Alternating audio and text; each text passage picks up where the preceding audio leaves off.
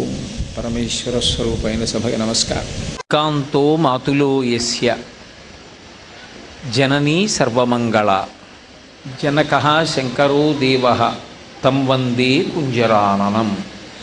ఈ శ్లోకంలో ఉండేటటువంటి బంధుత్వాల పరంగా విఘ్నేశ్వరుడి యొక్క వైభవాన్ని విచారణ చేయడం జరుగుతోంది. జననీ సర్వమంగళ, ఆయన యొక్క తల్లి సర్వమంగళాస్వరూపిణి అయినటువంటి జగదంబ. మీరు ఈ శ్లోకాన్ని జాగ్రత్తగా గమనిస్తే ఒక విషయం అర్థమవుతుంది. ఇందులో విఘ్నేశ్వరుడితో ఉన్నటువంటి బంధుత్వాలను చెప్పేటప్పుడు అందరూ లోకములకు ఉపకారం చేసేటటువంటి వారిగానే చెప్పబడ్డారు. యథార్థంగా భగవంతుని యొక్క స్వరూపమునందు, ఆయన యొక్క ధర్మమునందు ఇది చాలా తరచుగా వ్యక్తమవుతూ ఉంటుంది. ఈశ్వరుడు దయామయుడు, ఆయన యొక్క ప్రతి చేష్టితమునందు కూడా దయ వ్యక్తమవుతూ ఉంటుంది. అపారమైనటువంటి కారుణ్యమూర్తి. ఆయన చెయ్యగలిగినటువంటి ఉపకారం చెయ్యగలిగినటువంటి వాడు వేరొకడు ఉండడు. అందుకే అసలు ప్రారంభమే శ్రీకాంతో మాతులో యస్య, శ్రీకారంతో మొదలుపెట్టి విష్ణువు శ్రీ సహితుడు అని, లోకోపకారం చేయడానికి దక్షుడు అని నిరూపిస్తూ అదే పోలికున్నవాడు మేనల్లుడు. జననీ సర్వమంగళ, అమ్మ అయినటువంటి పార్వతీదేవి ఎల్లప్పుడూ లోకములకు ఉపకారం చేసేటటువంటి స్వభావమున్న తల్లి. ఇక అటువంటి తల్లి ఏ ఆయుధాలు పట్టుకుంటుందో అవే ఆయుధాలని వినాయకుడు కూడా పట్టుకుంటాడని, అమ్మవారు ఆ ఆయుధాలు పట్టుకున్నప్పుడు ఏ విధమైనటువంటి అనుగ్రహాన్ని లోకం మీద వర్షిస్తుందో అదే అనుగ్రహాన్ని వినాయకుడు కూడా వర్షిస్తాడని నిన్నటి రోజున నేను ముత్తుస్వామి దీక్షితర్ వారి కీర్తనలో చెప్పబడినటువంటి ఆయుధ వివరణని ఆధారం చేసుకుని మీతో ప్రస్తావించడం జరిగింది. మీరు ఒక విషయం కొద్దిగా గమనిస్తే మీకు ఒక పోకడ ద్యోతకమవుతుంది. ఎక్కడ చూడండి 4 చేతులతో ఉంటారు సనాతన ధర్మంలో ఉండేటటువంటి దేవతాస్వరూపాలు. ఎందుకు అందరూ 4 చేతులతో ఉండడం, 2 చేతులతో ఉండేటటువంటి రూపాలు తక్కువగా ఉంటాయి? సాధారణంగా చతుర్భుజం అని 4 చేతులతో ఉంటారు. 4 చేతులు ఉండడం, నాగయజ్ఞోపవీతం, ఈ 2 అందరికీ సామాన్యంగా ఉంటాయి, మినహాయింపు ఉండదు. లేదా కనీసం నాగాభరణం ధరిస్తారు. ఎందుచేత అంటే దానికి ఒక్కటే కారణం, అందరూ కూడా అన్ని దేవతా స్వరూపాలు ఇదే పోలికని కలిగి ఉండడం వెనక కేవలం వాళ్ళు ఏదో ఒక ఆభరణాన్ని ధరించారనేటటువంటి విశేషాన్ని స్వీకరించకూడదు. దానిలో ఒక తత్వాన్ని ఆవిష్కరిస్తారు. 4 భుజములున్నాయి అన్న మాటకు అర్థం ఏమిటంటే అసలు మనందరం పొందవలసినటువంటివి 4. ధర్మ అర్థ కామ మోక్షములు. ఇందులో సాధన చెయ్యడానికి ఉన్నవి 3. 4వది ఇక సాధన చేసేది కాదు. అది 3 యొక్క సాధన ఫలితంగా అబ్బుతుంది. ధర్మబద్ధమైనటువంటి అర్థము, ధర్మబద్ధమైనటువంటి కామము, ఈ 2 వలన కలిగేటటువంటి ప్రయోజనము మోక్షము. డబ్బు సంపాదించేటప్పుడు ధార్మికంగా సంపాదించడం, ఖర్చు పెట్టేటప్పుడు ధార్మికంగా ఖర్చు పెట్టడం. ఒక కోరిక పుడితే ధార్మికమైన కోరికని కలిగి ఉండడం, ధార్మికంగా కోరికని తీర్చుకోవడం. ధర్మం అనేటటువంటి చట్రంలోకి ఇమిడిన జీవితం ఏది ఉంటుందో అది చిట్ట చివరికి మోక్షాన్నే పొందుతుంది. అసలు ధర్మం అన్న చట్రంలోకి ఇమడడమే సమస్త శాస్త్రముల యొక్క ప్రయోజనం. ఇన్ని శాస్త్రాలు చెప్పడం, ఇన్ని శాస్త్రాలు చదువుకోవడం ఎందుకు అంటే ధర్మమునందు అనురక్తి కలగడానికి. ఈ 4 నువ్వు పాటించవలసినవు సుమా. జీవితంలో ఈ 4 మరిచిపోయిన నాడు మనుష్య జన్మకి ప్రయోజనం ఉండదని చెప్పడానికి దేవతాస్వరూపాలు ఏవైనా కూడా 4 భుజములతో కూడుకున్నవై ఉంటాయి. అలా వినాయకుడు కూడా తల్లి అయినటువంటి జగదంబ ఎలా 4 భుజములతో ఉంటుందో ఆయన కూడా 4 భుజములతో ఉంటాడు. ఒక్కొక్కచో పట్టుకునేటటువంటి ఆయుధాలు మారచ్చు, లేదా పట్టుకునేటటువంటి ముద్రలు మారచ్చు. ఆ ముద్ర మారినంత చేత ఆ తత్వంలో పెద్ద తేడా ఏం రాదు. ఒక్కొక్క చోట వరదముద్ర పడతాడు, ఒక్కొక్క చోట అభయముద్ర పడతాడు. అభయముద్ర పట్టాడు అంటే నీకెందుకయా భయం, నేనున్నాను కదా, భయాన్ని విడనాడమని అర్థం. భయము అన్న మాట ఎంతకాలం ఉంటుంది అంటే 2వ వస్తువు ఉన్నంతకాలము ఉంటుంది, తాను పూర్ణుడు కానంతకాలము ఉంటుంది. తనకి లోటు ఉంది అంటే భయం, తనకన్నా రెండోది ఉంది అంటే భయం. అంటే విఘ్నేశ్వరుడి పాదములు పట్టుకున్న వాళ్ళకి ఏం లభిస్తుంది అంటే నాకిది కొరత ఉన్నది అన్న భావన పోతుంది. అందుకే మోదకాన్ని చేతిలో పట్టుకుంటాడు. మోదకహస్తం అని మహానుభావులు శంకర భగవత్పాదాచార్య స్వామి వారు గణేశ భుజంగ స్తోత్రం అని చేశారు. ఆ గణేశ భుజంగ స్తోత్రాన్ని వారు ఎక్కడ చేశారు అంటే నిన్నటి రోజున నేను ప్రస్తావించిన గణపతి క్షేత్రాల్లో ఒకటైన తొండి గణపతి దగ్గర చేశారు ఆ గణేశ భుజంగ స్తోత్రం. ఆయన చేతిలో మోదకాన్ని పట్టుకుంటాడు. గణపతికి హోమం చేస్తే మోదకాలతో చేసినటువంటి హోమం విశేషమైనటువంటి ఫలితాన్ని ఇస్తుంది. మీరు ఇప్పటికీ శృంగేరి పీఠానికి వెళ్ళి చూస్తే 1,00,000 మోదకాలతో కూడా గణపతికి హోమం చేస్తూ ఉంటారు. రాసుల కింద పోసి హోమం చేస్తారు. మోదకం పైన పిండి పదార్థం ఉండి లోపల పూర్ణం ఉంటుంది. పైకి నామరూపాత్మకంగా కనపడేటటువంటి ఈ జగత్తు జ్ఞానదృష్టి చేత చూసినప్పుడు ఆధారమైనటువంటి పరబ్రహ్మ తత్వము గోచరమైతే అది పూర్ణత్వానికి వెడుతుంది. బ్రహ్మవిద్ బ్రహ్మైవ భవతి, బ్రహ్మమెరిగినటువంటి వాడు బ్రహ్మమే అగుచున్నాడు అని ఆ అద్వైత సిద్ధాంతం యొక్క విశేషాన్ని ఆవిష్కరించడానికి 2 ఉంటే భయం తప్ప ఒక్కటి ఉన్నప్పుడు భయం లేదు. ఆ ఉన్నదొక్కటే, ఆ ఒక్క పరబ్రహ్మమే ఉన్నదన్న దాన్ని వేపుకి తీసుకెళ్ళగలిగినటువంటి సమర్థత కలిగిన వాడు కనుక ఆయన వినాయకుడు, విశిష్టమైనటువంటి నాయకుడై ఉన్నాడు అని. అలాగే వరదముద్ర పడితే నేనివ్వలేనిదన్నది లేదు, ఇవ్వడం వల్ల నాకు వచ్చే కొరత లేదు అని చెప్పడానికి నా పాదములు పట్టుకున్న వాళ్ళకి నేను ఏదైనా ఇవ్వగలనని నిరూపించడానికి వరదముద్ర పడతాడు. పట్టేటటువంటి ముద్రని బట్టి ఆయన తత్వం ప్రకాశిస్తుంది తప్ప యథార్థంగా గణపతి స్వరూపాన్ని భావన చేసినప్పుడు ఎప్పుడూ అది పరబ్రహ్మస్వరూపమే. అది చెయ్యలేనిది, అది ఇవ్వలేనిది ఏదీ ఉండదు. జనకః శంకరో దేవః, ఆయన యొక్క తండ్రి శంకరుడు. శివుడికి ఎన్నో నామాలు ఉన్నాయి. అన్ని నామాలు పక్కన పెట్టి ఈ శ్లోకంలో శంకర అన్న నామాన్ని తీసుకున్నారు. శం కరోతి ఇది శంకరః అని. శం అంటే శుభమును చేయువాడు, శంభు శంకర అని. శం భావయతీతి ఇది శంభు, శం కరోతి ఇది శంకరః. శుభములను చేస్తాడు కాబట్టి శంకరుడు, అసలు సుఖమన్న భావనను ఒకదాన్ని ఇస్తాడు కాబట్టి ఆయన శంభు. ఈ సుఖము అన్న మాట ఎక్కడి నుంచి ఎక్కడి వరకు ఇస్తాడంటే శివుడు లౌకికంగా ఇక్కడ ఉండవలసినటువంటి వస్తువుని మనకి సమకూర్చి ఆ వస్తువు వలన పొందవలసినటువంటి సుఖాన్ని పొందించగలిగిన వాడు ఆయనే. పారలౌకిక సుఖమైనటువంటి ఉత్తమ లోకములయందు నివసించి దేవతాస్వరూపంగా ఉండగలిగినటువంటి పుణ్యకర్మలు చెయ్యడానికి కావలసినటువంటి సమర్థతని అనుగ్రహించగలిగినటువంటి వాడు ఆయనే. కాదు కష్టమే రాని సుఖమే రాని చెలించకుండా తాను సాక్షి మాత్రంగా ఉండగలిగినటువంటి వైరాగ్య సుఖాన్ని పొందగలిగిన స్థాయికి పెంచగలిగిన వాడు ఆయనే.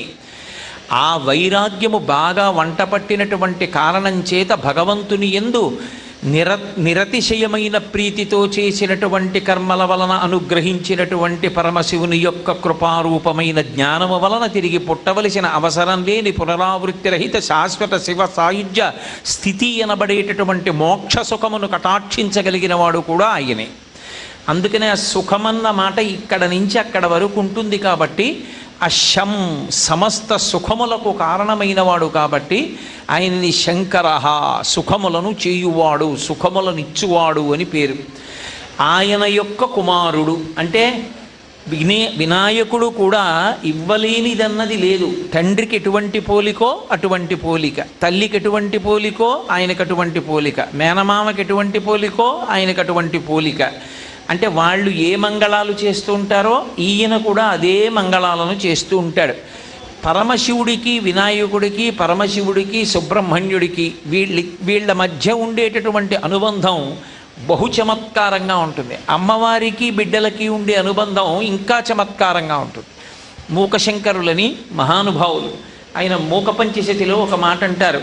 హేరంబీచ గుహీచ హర్షభరితం వాత్సల్యమంకూరయన్ మారద్రోహిణి పూరుషే సహభవం ప్రేమాంకురం వ్యంజయన్ ఆనమ్రేషు జనేషు పూర్ణకరుణా వైదగ్ధ్యముత్తాలయ అన్నారు ఆయన కామాక్షి అమ్మవారి గురించి స్తోత్రం చేస్తూ. ఒక్క అమ్మవారి విషయంలో బిడ్డల విషయంలో ఉండే అనుబంధంలో ఉన్న గొప్పతనం ఏమిటంటే ఏ తల్లి అయినా సరే తన బిడ్డలకి ఎంతో కొంత ఉపకారం చేస్తుంది. వాళ్ళకి ఏదో ఒకటి తాను చెయ్యవలసిన అవసరం ఉంటుంది. ఒక్క పార్వతీదేవి, సుబ్రహ్మణ్యుడు, వినాయకుడు విషయంలో ఆవిడ వాళ్ళ కొరకు చెయ్యవలసిందన్నది లేకుండా పోయింది. ఎందుకంటే తమంత తాముగా బిడ్డలంత గొప్పవాళ్ళు, అంత శక్తివంతులు. అందుకని వాళ్ళిద్దరి విషయంలో ఆవిడ శక్తి ఉపయోగించక్కర్లేదు. భర్త మహానుభావుడు మారద్రోహిణి పూరుషే సహభువం ప్రేమాంకురం ఎంజయన్, కాముణ్ణి కాల్చినటువంటి వాడు అమ్మవారిని చూసేటప్పటికి పొంగిపోతాడు. కాబట్టి భర్త అంత గొప్పవాడు, ఆయన గురించి ఆవిడ శక్తి ఉపయోగించక్కర్లేదు. మరి అమ్మ నువ్వు ఆదిశక్తివి, ఈ శక్తి అంతా ఏం చేస్తావు, ఎవరి కోసం ఉపయోగిస్తావు అంటే ఆనమ్రేషు జనేషు పూర్ణ కరుణా వైదగ్ధ్యముత్తాలయ. ఒక్కసారి ఆ కామాక్షి పరదేవతని జ్ఞాపకం చేసుకుని 2 చేతులు జోడించి శిరస్సు ఉంచి నమస్కరించిన వాడెవరున్నాడో అటువంటి వాడు ఎక్కడ దొరుకుతాడా, నా దగ్గరుండిపోయిన శక్తి ఉపయోగించి వాడిని ఉద్ధరిద్దామని అమ్మవారు చూస్తూ ఉంటుందిట. లోకంలో ఉండే తల్లి బిడ్డలకి, అమ్మవారికి బిడ్డలకి ఉండేటటువంటి వ్యత్యాసం అటువంటిది అంటారు మూకశంకరులు. వినాయకుడి విషయం దగ్గరికి వచ్చేటప్పటికీ పరమశివుణ్ణే ఆయన విశేషంగా అనుగ్రహించాడు. ఒక్కొక్క సందర్భంలో ఆయన ఎంతటి గొప్పవాడో లోకానికి నిరూపణం చెయ్యాలనుకుంటుంటాడు పరమశివుడు. అంతేకాని ఆయనదేదో ఆయన పొరపాటు చేశాడని మనం భావన చెయ్యకూడదు. అచ్చెరుపెక్కమ్మని ఇప్పటికీ ఒక క్షేత్రం, తమిళనాడు వెడితే తిండివనము చెంగల్పట్టు అని 2 ఊళ్ళు. ఆ తిండివనము చెంగల్పట్టు మధ్యలో ఉంటుంది అచెరుపక్కమ్మని. ఆ అచెరుపెక్కమ్మ అనేటటువంటి క్షేత్రంలో ఒక విశేషం జరిగింది. పరమశివుడు త్రిపురాసుర సంహారం చేయడం కోసమని ఈ భూమినంతటినీ రథంగా చేసుకుని బయలుదేరాడు. బయలుదేరి వెడుతుంటే ఆ అచెరుపెక్కం దగ్గరికి వచ్చేటప్పటికి ఆ రథం యొక్క విరుసు కొద్దిగా బేటిచ్చి ఆగిపోయింది. రథం ఎందుకు ఆగిపోయిందని దివ్య దృష్టితో ఆలోచించాడు. ఎంత నా కుమారుడైనా పెద్ద కార్యం మీద బయలుదేరుతున్నప్పుడు ఆదౌ పూజ్యో గణాధిప, ఆయన పూజ చెయ్యకుండా బయలుదేరాను, అందుకు రథం విరిగింది. అంటే తండ్రి పూజ చేయకపోతే తండ్రికి కష్టం కలిగించేవాడనా? కాదు. అసలు తండ్రే లోకానికి ఒక మర్యాద నేర్పాలని ఇలా జరిగేటట్టుగా విఘ్నేశ్వరుణ్ణి అనుగ్రహించాడని అన్వయం చేయవలసి ఉంటుంది. అప్పుడు పరమశివుడు రథంలోంచి దిగి ఆ అచెరుపెక్కంలో వినాయకుడిని పూజ చేశాడు. పూజ చేసిన తర్వాత రథం కదిలి వెళ్ళిపోయింది. చమత్కారం ఏమిటంటే అదే శంకరుడు శంకరాచార్యుల వారిగా ఈ భూమి మీదకి వచ్చారు. ఆ శంకరాచార్యుల వారి విగ్రహాన్ని తయారు చేయించింది ఒకసారి కామకోటి మఠం. దక్షిణాన రామేశ్వరంలో ఆ విగ్రహాన్ని ప్రతిష్ఠ చెయ్యాలి అని సంకల్పం. అప్పుడు మహాస్వామి వారి శరీరంతో ఉన్నారు. ఆ శంకరాచార్యుల వారి విగ్రహాన్ని ఒక వాహనం మీద ఎక్కించి, ఇప్పుడు బాగా అర్థం అవ్వాలంటే ఒక వ్యాన్లో ఎక్కించి రామేశ్వరం పంపిస్తున్నారు. ఖచ్చితంగా అచెరుపెక్కం దగ్గరికి వచ్చేటప్పటికి మళ్ళీ ఆ వాహనం యొక్క ఇరుసు బేటిచ్చింది, మళ్ళీ ఆగిపోయింది. పరమాచార్య స్వామి వారికి కబురెళ్ళింది. మహాస్వామి వారు ఒక్కసారి అంతర్ముఖులై చూసి పరమశివుడు బయలుదేరితే ఆయన రథానికి ఇరుసు బేట ఇచ్చినటువంటి క్షేత్రం, మళ్ళీ ఆ శివుడే శంకరాచార్యుల వారిగా వచ్చి రామేశ్వరం బయలుదేరితే మళ్ళీ అక్కడే బేటిచ్చింది. 108 కొబ్బరికాయలు కొట్టండి రథం బయలుదేరుతుందన్నారు. 108 కొబ్బరికాయలు కొట్టిన తర్వాత రథం ఆగకుండా రామేశ్వరం వెళ్ళిపోయింది. ఇప్పటికీ అచెరుపెక్కం క్షేత్రాన్ని అంత విశేషంగా దర్శిస్తారు. వినాయక వైభవం అంటే అసలు లోకంలో ఆయన యొక్క అనుగ్రహాన్ని ఆయనే ప్రకటనం చేస్తూ ఉంటాడు. మనకి కాణిపాకం క్షేత్రంలో, బిక్కవోలు క్షేత్రంలో విఘ్నేశ్వరుడి యొక్క వైభవం ఎంత గొప్పదో ఆయన ప్రకటనం చేశాడు. అలాగే షేన్పెక్కమ్మని మీరు చాలామంది చూసి ఉండుంటారు. ఆ క్షేత్రాన్ని చిత్తూరుకి వెల్లూరుకి చాలా దగ్గరగా ఉంటుంది. అద్భుతమైనటువంటి క్షేత్రం. అక్కడ ఒకానొకప్పుడు మహారాష్ట్రలో మరాఠా ప్రభుత్వంలో పనిచేసేటటువంటి ఒక మంత్రి తుక్కోజీ అనేవారు. ఆయన ఒక రథం మీద వెళ్ళిపోతున్నాడు. గుర్రాలు పూంచినటువంటి రథం మీద రాత్రి వేళ మహారాష్ట్ర దిశగా వెళ్ళిపోతున్నాడు. వెళ్ళిపోతుంటే ఆయన గుర్రానికి, ఆయన యొక్క రథానికి ఏదో చక్రాలకి తగిలినట్లుగా అనిపించి ఇరుసు విరిగిపోయింది. ఆయన రథంలోంచి కిందకి దిగి చీకట్లో దీపాలు పెట్టి చూశాడు. రథచక్రాలంతా నెత్తురు చిమ్మేయి, కిందంతా రక్తం మడుగు కట్టింది, ఏమీ కనపడలేదు. ఆయన భయపడి ఇంత నెత్తురు వచ్చింది, ఏం తగిలిందో తెలియట్లేదని, ఎలాగో రథానికి ఇరుసు విరిగిపోయింది కదా అని అక్కడే రాత్రి పడుకుంటూ వినాయకుడికి నమస్కారం చేసి పడుకున్నాడు. రాత్రి విఘ్నేశ్వరుడు స్వప్నంలో దర్శనమిచ్చాడు. దర్శనమిచ్చి ఏకాదశ రుద్రులు ఎలా ఉంటారో అలాగే 11 మంది వినాయకులుగా నేనే ఈ క్షేత్రంలో ఉన్నాను. ఇక్కడ నేను మూలాధార క్షేత్రమునందు ఉంటాను కాబట్టి, పృథివీతత్వమునందు ఉండేవాణ్ణి కాబట్టి ఈ భూమి లోపల ఉన్నాను. నీ రథచక్రం నడుస్తున్నప్పుడు నా తల మీద దెబ్బ తగిలి నెత్తురు పైకి చిమ్మింది. ప్రాయశ్చిత్తంగా నువ్వు ఇక్కడ దేవాలయ నిర్మాణం చెయ్యవలసింది అని కల్లో కనబడి చెప్పాడు. అప్పుడు మరునాడు జాగ్రత్తగా మట్టి తీసి చూస్తే 11 వినాయకమూర్తులు స్వయంభూమూర్తులు కనబడ్డాయి.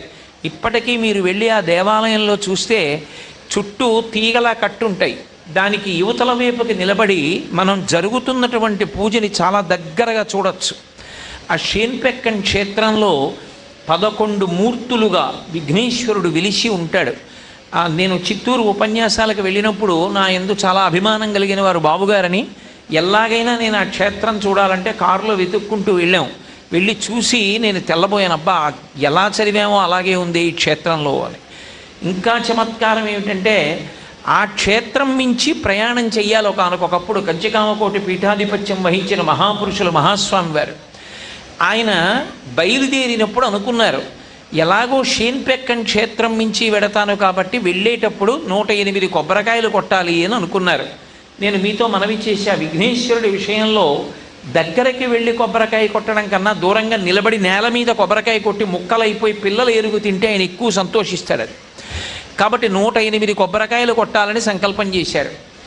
ఆయన అలా సంకల్పం చేసుకున్నారు. కానీ బహుశः మహాస్వామి వారి ద్వారా ఆయన యొక్క వైభవాన్ని ప్రకటనం చెయ్యాలనుకుని ఉండుంటాడు స్వామి.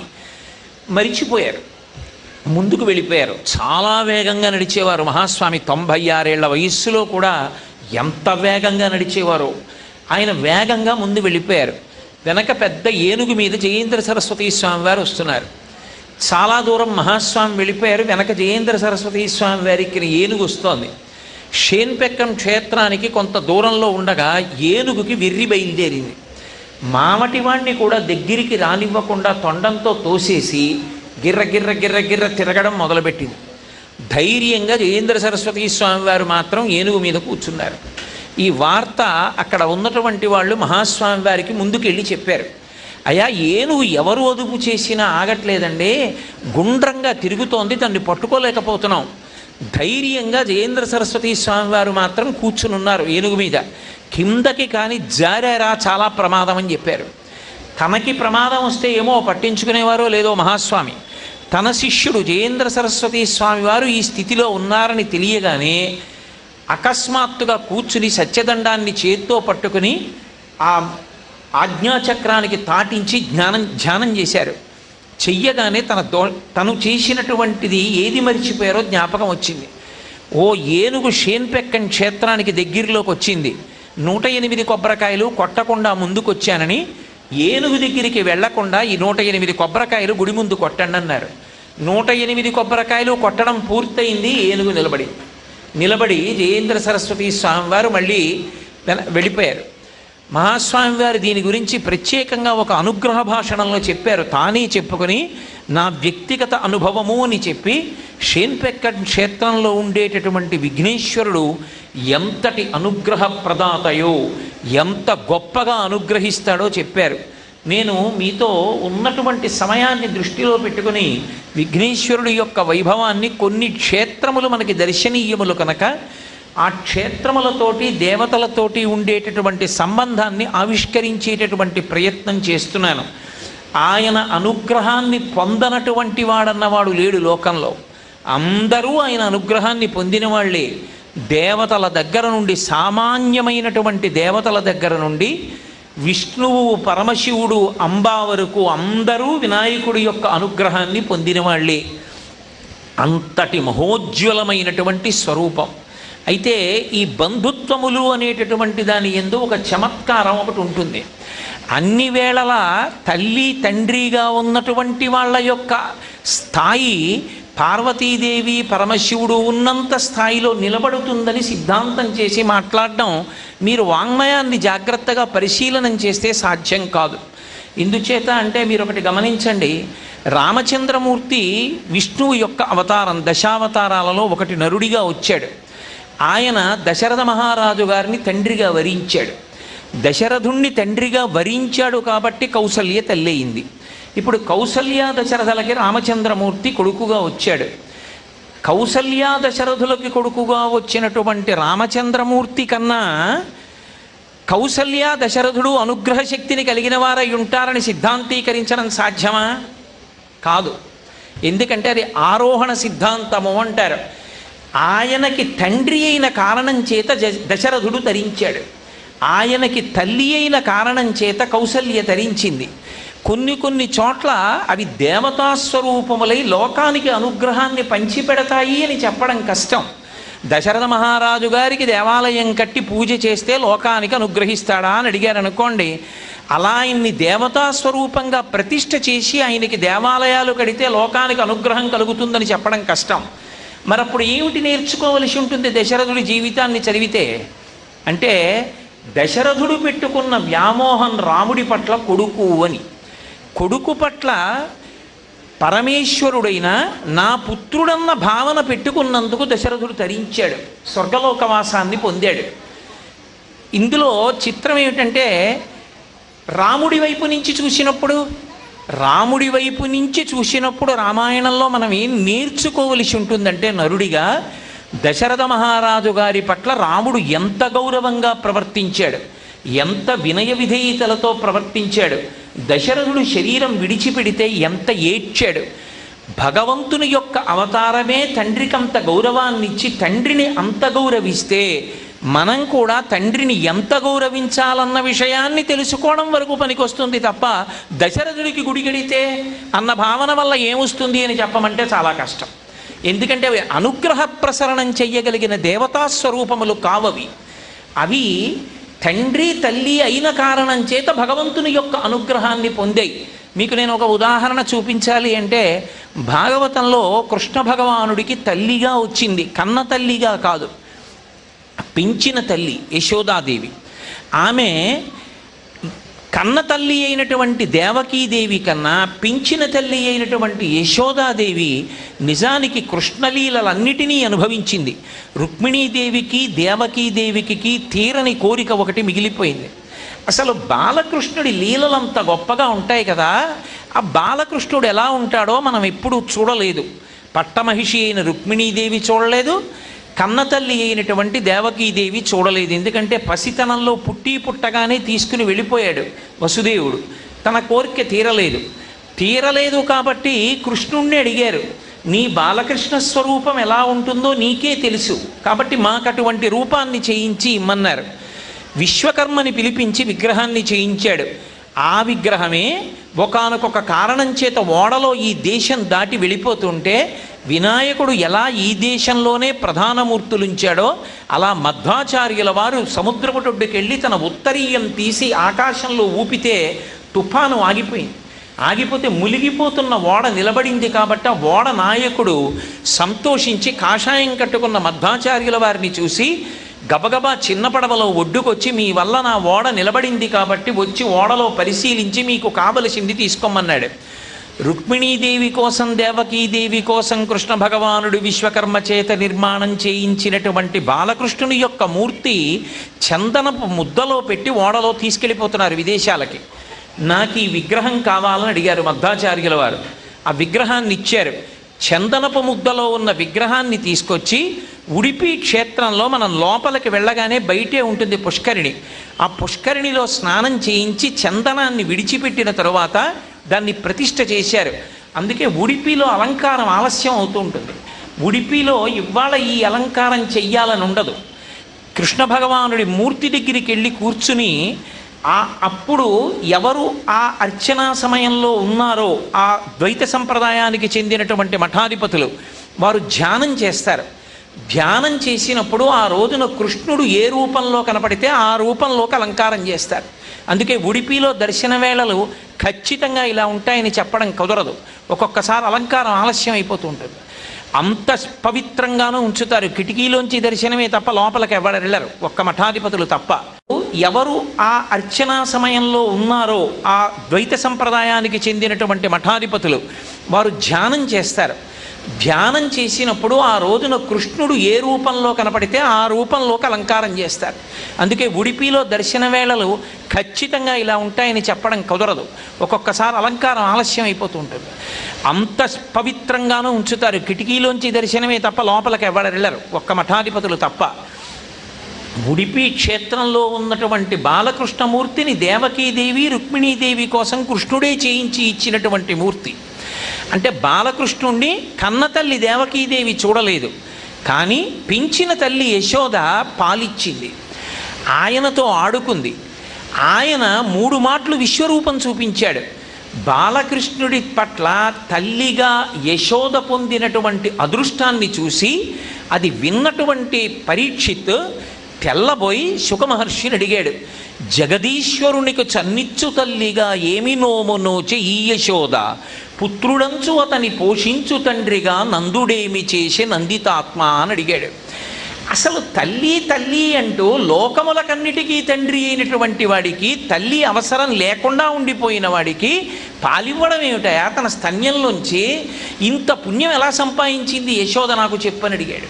అప్పుడు శుకబ్రహ్మ చెప్పారు, అక్కడ ఉన్నటువంటి యశోద నందులు పూర్వజన్మలో ధరాద్రోణులు, వాళ్ళు వసువులలో ఒకడు, ఆయన భార్య ధర. వాళ్ళిద్దరూ బ్రహ్మగారి దగ్గరికి వెళ్ళి ప్రార్థన చేస్తే కృష్ణావతారం వస్తోంది, మీరు కూడా మీ అంశలతో భూమి మీదకి వెళ్ళమన్నాడు ఆయన. వాళ్ళన్నారు, మేము వెళ్ళం భూమి మీదకి, ఒక్క వరం ఇస్తే వెడతాం, కృష్ణ భగవానుణ్ణి తల్లిదండ్రుల అన్న ప్రేమతో లాలించి పోషించగలిగినటువంటి అనుగ్రహం మాకు ఇస్తే వెడతామన్నారు. మీరిటువంటి కోరిక కోరుకున్నారు కాబట్టి అనుగ్రహిస్తున్నాను, వెళ్ళమన్నారు. అందుకని నందయశోదలుగా వచ్చారు. కన్నతల్లి దేవకీదేవి కన్నా పెంచిన తల్లి యశోద కృష్ణుడితో అనుగ్రహాన్ని ఎక్కువ పెట్టుకున్న దాంట్లో మళ్ళీ ఒక చమత్కారం వచ్చింది. నందుడు కృష్ణ పరమాత్మ యొక్క వైభవాన్ని గ్రహించాడు, పురాణ పురుషుడు అని తెలుసుకున్నాడు. నేను ఇన్నాళ్ళు పెంచినవాడు సామాన్యుడు కాడు, పురుషోత్తముడైనటువంటి శ్రీ మహావిష్ణువు యొక్క పరిపూర్ణావతారం అని తెలుసుకున్నాడు కాబట్టి నందుడు మళ్ళీ పుట్టాడు అనడానికి ఆధారం దొరకలేదు. కానీ యశోద కృష్ణ భగవానుడి దగ్గరికి వెళ్ళినప్పుడు ఒక కోరిక కోరింది. మనస్సీదతి మే కృష్ణ తవ కళ్యాణ వీక్షణే దర్శయస్వ రమానాథ జగదానందకారక అని అడిగింది. నువ్వు ఎన్నో కళ్యాణాలు చేసుకున్నావు, ఒక్కటి కూడా నేను చూడలేదు. ఎందుకని? నందప్రజాన్ని విడిచిపెట్టి మధురానగరానికి వెళ్ళాక కళ్యాణాలు జరిగాయి, ఇన్ని కళ్యాణాలు అయ్యాయి, ఒక్కటి చూడలేదు. నీ బాల్య క్రీడలన్నీ చూశాను, నా కొడుకు అన్న వ్యామోహం నాకుంది, ఒక్క కళ్యాణం నేను చూడడానికి వీలుగా చేసుకోమని. ఆయన అన్నాడు, అమ్మా ఈ అవతారంలో నా కళ్యాణాలు అయిపోయాయి, కాబట్టి ఒక పని చేస్తాను, నువ్వు కోరిన కోరిక కాదనకూడదు, అమ్మగా ఉన్నావు, అమ్మగా నిన్ను అనుగ్రహించిన వాడను, కాబట్టి అమ్మ మాట నేను కూడా కాదనను. అంటే అందులో మనం తెలుసుకోవలసింది ఏమిటంటే, పరమేశ్వరుడంతటి వాడు అమ్మగా ఒక ఆమెని స్వీకరిస్తే ఆమె కోరికకి కట్టుబడ్డాడు, ఆ ధర్మాన్ని మనం ఆచరించాలి. కాబట్టి ఇప్పుడు ఆయన అన్నాడు, శ్రీశైలే పూరయిష్యామి కించిత్ కాలాదనంతరం, ఈ అవతారంలో కుదరదమ్మా, శ్రీశైలంలో నీ కోరిక పూర్తి చేస్తానన్నాడు. శ్రీశైలాలు 2 ఉన్నాయి, ఒకటి దిగువ శ్రీశైలం, ఒకటి ఎగువ శ్రీశైలం. దిగువ శ్రీశైలం తిరుపతి, ఎగువ శ్రీశైలం జ్యోతిర్లింగం ఉన్న క్షేత్రం. కింద నుంచి పైకెడుతుంది ఉపాసన. కరచరణాదులతో కూడిన మూర్తిని పట్టుకుని అరూపరూపి అయి కాళ్ళు చేతులు లేని మూర్తి ఉపాసనలోంచి నిర్గుణంలోకి వెళ్ళాలి. అందుని కింద నుంచి పైకెడితే దిగువ శ్రీశైలం, ఎగువ శ్రీశైలం. సంస్కృతంలో శ్రీని ద్రవిడ భాషలో తిరు అంటారు, శైలం మలై, తిరుమల అంటే శ్రీశైలం, కాబట్టి తిరుమల కొండ మీద తీరుస్తానన్నాడు. అందుకని అక్కడ ఉన్నటువంటి యశోదాదేవిని ఇక్కడికి తీసుకొచ్చి వకుళమాతగా మళ్ళీ ప్రవేశపెట్టాడు. అందుకే మీరు భవిష్యోత్తర పురాణాన్ని పరిశీలిస్తే అసలు వకుళమాత పుట్టుక కానీ వకుళమాత ఎలా పెరిగిందన్న విషయం కానీ ఎక్కడా లేదు. ఆమె పరమేశ్వరుని మెడలోని పొగడపూల మాల, అందుకని వకుళమాల అని పిలిచారు ఆవిడ్ని. ఒక్కొక్కచో కొన్ని శ్లోకాలు చూస్తే బకుళమాల అన్న పేరు కూడా ఆవిడికి ఉంది. ఆ వకుళమాల ఆదివరాహస్వామి వారి దగ్గర ఉండేది, ఎలా పాచకిగా ఉండేది, ఆవిడ వంట చేసి పెట్టేది. అమ్మ పనేమిటి, ఎంత పెద్దవాడైనా కొడుకు, ఆయన జిల్లా కలెక్టర్ కానివ్వండి, అమ్మ ఏం చేస్తుంది, మా అబ్బాయికి చారు ఇలా పెడితే ఇష్టమమ్మా అని తన చేతులతో చారు పెట్టుకుంటుందమ్మ. మా అబ్బాయికి రాత్రివేళ కందిగుండ నెయ్యి వేసుకు తింటే ఇష్టమని కందిగుండ అన్నం పెడుతుంది. అమ్మకి కొడుకు కడుపు తడవడం, కొడుకు అన్నం పెట్టడమే ఇష్టం. అందుకే వకుళమాత మొదట ఎక్కడికి వెళ్ళింది అంటే ఆదివరాహమూర్తి దగ్గరికి వెళ్ళింది. ఎప్పుడు వెళ్ళింది ఎవ్వరికీ తెలియదు. ఎందుకని? ఆదివరాహస్వామి వెంకటేశ్వరుడు కొండ మీద కలుసుకుంటే బ్రహ్మాది దేవతలందరూ ఆకాశంలో నిలబడ్డారు. ఎందుకని? ఒకే విష్ణువు 2 రూపాలతో కలుసుకున్నాడు. అది చిత్రం. శివకేశవులు కలుసుకుంటే విచిత్రం అనొచ్చు, ఒక విష్ణువే 2గా కలుసుకున్నాడు. అందుకే ఇప్పటికీ ఆ క్షేత్రం వరాహక్షేత్రం అని పిలుస్తారు దాన్ని. వరాహక్షేత్రం అన్న పేరు ఉంది కాబట్టే ఆ క్షేత్రం నిలబడింది. అసలు రహస్యం. ఒకానొకప్పుడు దక్షిణ భారతదేశంలో ఏ క్షేత్రం కనపడితే ఆ క్షేత్రాలన్నీ ధ్వంసం చేసినటువంటి ఒక ప్రత్యేకమైనటువంటి స్థితి కలిగినటువంటి పరిపాలకులు, సనాతన ధర్మమునందు విశ్వాసము లేనటువంటి వాళ్ళు దక్షిణ దేశంలో దండయాత్ర చేయడానికి వెళ్ళిపోతూ తిరుమల కొండ దగ్గరికి వచ్చి అడిగారు, పైన ఏముంది వీళ్ళందరూ ఎడుతున్నారని. వరాహక్షేత్రం ఉందన్నారు. వరాహక్షేత్రం అంటే ఏమిటన్నారు? వరాహం అంటే పంది, అక్కడ అడవి పంది తిరుగుతూ ఉంటుంది, పూజ చేస్తారన్నారు. చిచి చిచి చిచి పందికి పూజ, దూరంగా పదండని వెళ్ళిపోయారు. వరాహక్షేత్రం అని పేరుండబట్టే ఆ క్షేత్రం దక్కింది యథార్థానికి. ఇంతకన్నా ఇంకా లోతుగా వివరాలు నేను చెప్పక్కర్లేదు, మీరు చరిత్ర పరిశీలిస్తే అవగతం అవుతుంది. కాబట్టి అక్కడ మొట్టమొదట వెళ్ళిన వాడు వరాహస్వామి. ఆ వరాహస్వామిని వెంకటేశ్వర స్వామి కలుసుకున్నారు. ఒక రకమైన మూలిక కోసం వెతుకుతూ కలుసుకున్నారు. కలుసుకున్నప్పుడు సూకరములు అంటే పంది రూపంలో ఉన్న సేవకులే ముందు వెడుతున్నారు. చెట్టు తొర్రలోకి వెళ్ళినటువంటి వెంకటేశ్వరుణ్ణి పిలిచారు బయటికి. ఇద్దరూ కలుసుకున్నారు. కలుసుకున్నప్పుడు దేవతలందరూ ఆకాశంలో నిలబడి పుష్పవృష్టి కురిపించారు. ఆయన ఎందుకు వచ్చాడో, కలియుగంలో ఏం చెయ్యాలనుకుంటున్నాడో అర్థమైంది ఆదివరాహస్వామికి. వెంకటేశ్వర స్వామి అన్నారు, ఇప్పుడు నా దగ్గర లక్ష్మి లేదు కాబట్టి నాకు కొద్దిగా ఇక్కడ ఉండడానికి స్థలం ఇప్పించండి అని అడిగారు. అంటే కలియుగం లక్షణం, ముందెవడొచ్చి జెండా పాతాడో వాడిదే భూమి. ఆదివరాహస్వామి వెళ్ళారు కాబట్టి ఆయనదే భూమి. ఆయన కొనుక్కుని ఎక్కడ రాయించుకున్నారు, ఎక్కడా లేదు పురాణంలో. కలియుగ ధర్మాన్ని ఈశ్వరుడు కూడా చూపిస్తాడు. కాబట్టి ఇప్పుడు వెంకటేశ్వర స్వామి వాడు అడిగితే ఆయన అన్నారు, ఇది కలియుగం, స్థలం మౌల్యేన గృహ్యతాం, డబ్బిచ్చి తీసుకోండి, కొంత భూమి ఇస్తానన్నారు. అంటే ఆయన అన్నారు, లక్ష్మి లేదు, ఎక్కడి నుంచి ఇమ్మంటారు? ఇంకో మాట చెప్పండి అన్నారు. ప్రథమం దర్శనం చాస్యాత్ నైవేద్యం క్షీరసైచనం ఇదమేవ వరం బ్రహ్మం దదామి కరుణానిధే. మీకు వరం ఇస్తాను. వెంకటాచల క్షేత్రానికి వచ్చిన వాడు మొట్టమొదట ఆదివరాహస్వామి దర్శనం చేయకపోతే వెంకటేశ్వర దర్శనం చేసినట్టుగా లెక్కలోకి తీసుకోం. 2, ప్రథమ నైవేద్యం ఆదివరాహస్వామికి పెట్టి వెంకటేశ్వర స్వామికి పెడతారు. ఉత్సవాలు వెంకటేశ్వరుడివి, ప్రథమ నైవేద్యం అంతా ఆదివరాహమూర్తిది అని ఇద్దరూ ఒప్పందం చేసుకున్న తర్వాత ఆదివరాహస్వామి వకుళమాతని పిలిచారు. నేను నీకు శ్యామాక ధాన్యం, దుంపలు, తేనె పంపుతూ ఉంటాను, ఈమె నీ దగ్గర ఉంటుంది, ఈమె నీ దగ్గర ఉండి నీకు తల్లిలా కాపాడుతూ ఉంటుంది అని వకుళమాతని వెంకటేశ్వరుడికి అప్పచెప్పారు. వకుళమాత వెంకటేశ్వర స్వామి వారితో కలిసి ఒక పుట్ట లోపల ఉంటుండేది. అసలు వకుళమాత వెంకటేశ్వరుడితో మాట్లాడిన మాటలు మీరు జాగ్రత్తగా భవిష్యోత్తర పురాణంలో గమనిస్తే ఆవిడ హృదయం ఏమిటో అర్థమవుతుంది. ఒకానొకప్పుడు వెంకటేశ్వర స్వామి వారు పద్మావతీదేవిని పరిణయం చేసుకోవడానికి ఒక గుర్రం మీద వెడితే పద్మావతీదేవి చెలికెత్తెలు రాళ్ళు పెట్టి కొట్టిన కారణం చేత ఆ గుర్రం పడిపోతే వెంకటేశ్వర స్వామి వారి ఒంటికి దెబ్బలు తగిలి రక్తం ఓడుతూ తిరిగి వచ్చారు పుట్టకి. వచ్చి ఓ తెల్లటి దుప్పటి పైనుంచి తల వరకు ముసుగు పెట్టుకుని పడుకున్నారు. భవిష్యోత్తర పురాణంలో వ్యాసుడన్నాడు, యథాయుగాంతే వటపత్రశాయి అన్నాడు. యుగాంతమునందు వటపత్రశాయి రావి ఆకు మీద ఎలా పడుకుంటాడో చిన్నపిల్లాళ్ళ అలా పడుకున్నాడు. ఆయన పడుకుని ఏడుస్తున్నాడు వెక్కి వెక్కి. వకుళమాత దగ్గరికి వెళ్ళి ఆ దుప్పటి ఇలా తీసి చూసింది. కన్నుల వెంట ధారల కింద నీళ్లు కారిపోతూ వెక్కిళ్ళు వస్తున్నాయి. నేను అబద్ధం చెప్పాను అనుకుంటే మీరు పురాణం చూడండి. ఆయన వెక్కి వెక్కి ఏడిచాడు. అంటే లోకంలో తన అవతార ప్రయోజనం నెరవేరడం కోసమని, పద్మావతి పరిణయం అయితే తప్ప ఆయన ఇచ్చిన వరం నెరవేరదు. అప్పుడు వకుళమాత ఆయనని చూసి ఒక మాట అంది ఆయనతోటి.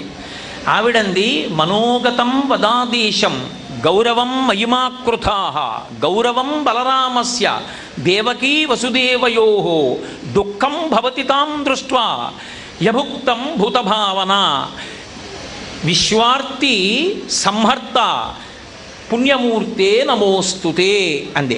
ఆయన నాకు తల్లి అని అన్నాడు, కానీ వకుళమాత రూపంలో వచ్చిన తరువాత ఆవిడ వకుళమాత మాత్రం ఈయన నా కొడుకు అని చెప్పడానికి ఇష్టపడలేదు.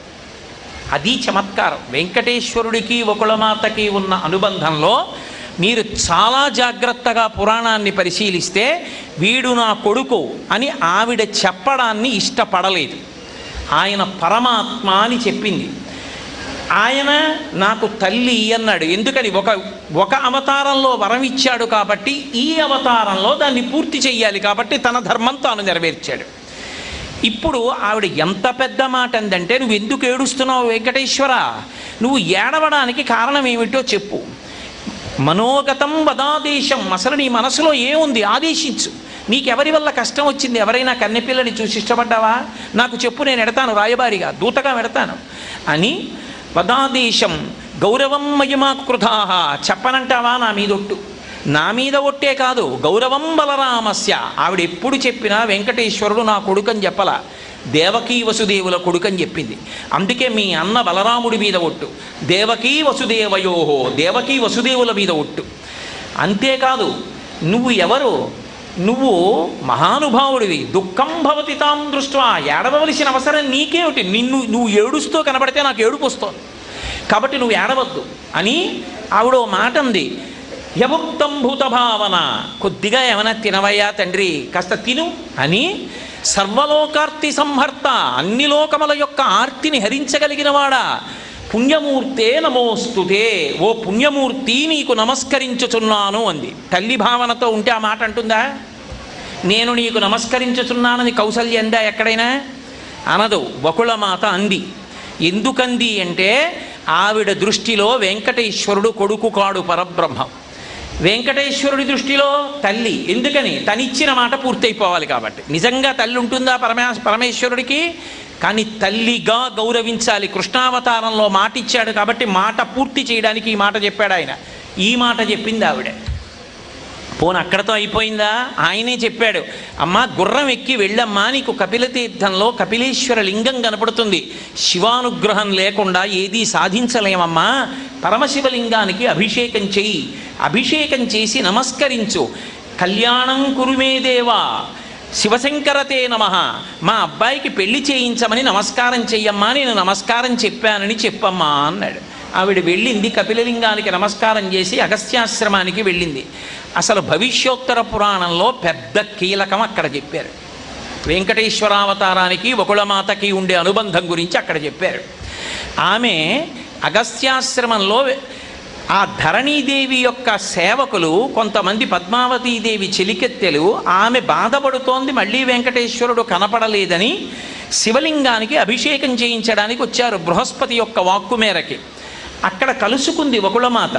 కలుసుకుని వాళ్ళని అడిగింది, మీ యొక్క చెలికెత్తే అయిన పద్మావతీదేవికి ఎవరు కనపడ్డారు, ఎందుకు జ్వరం వచ్చింది అని అడిగింది. ఎందుకు చేయిస్తున్నారు అభిషేకం అని. అప్పుడు పద్మావతీదేవి చెలికెత్తెలు వెంకటేశ్వర స్వామి వారి గురించి చెప్తూ ఆయన గొప్పతనం ఏమిటో, ఆయన ఎటువంటి వాడో చెప్పారు. చెప్పినప్పుడు వకుళమాత వాళ్ళతో మాట్లాడుతూ ఒక మాట చెప్పింది, నేను ప్రభాం న జానేద్య, నేను ఆ భగవానుడైనటువంటి శ్రీ మహావిష్ణువు యొక్క వైభవాన్ని తెలుసుకోలేకపోయాను. తెలుసుకోలేక ఒకానొకప్పుడు కృష్ణుడికి తల్లిగా ఉన్నాను యశోదగా. ఆ పిచ్చి పెట్టేసుకుని కృష్ణం ముకుందం తనయేతి మత్వా వృధా శరీరం పునరాగతం మమా అందావిడ. అంటే నేను వకుళమాతగా వెంకటేశ్వరుడికి తల్లిగా ఉన్నందుకు సంతోషిస్తున్నానని వకుళమాత చెప్పలేదు. ఆవిడ ఏం చెప్పిందో తెలుసా? వృధా శరీరం పునరాగతం మమ కృష్ణం ముకుందం తనయేతి మత్వా. ముకుందుడు అంటే మోక్షాన్ని ఇచ్చేవాడు. మోక్షమివ్వగలిగినటువంటి ముకుందుడైనటువంటి పరిపూర్ణావతారమైన కృష్ణుడికి ఒకనాడు పెంపుడు తల్లిగా ఉన్న నేను నందుడిలాగే ఆయన పరబ్రహ్మమని గుర్తిరిగి ఉంటే మళ్ళీ పుట్టవలసిన అవసరం ఉండేది కాదు. పిచ్చి పెట్టుకుని తల్లివి అన్న పిచ్చి పెట్టుకుని మళ్ళీ ఇంకా నీకు తల్లిగా ఉంటానని అడిగాను. ఏమైంది దానికి ఫలితం? వృధా శరీరం పునరాగతం మమ, మళ్ళీ శరీరంతో రావలసి వచ్చింది.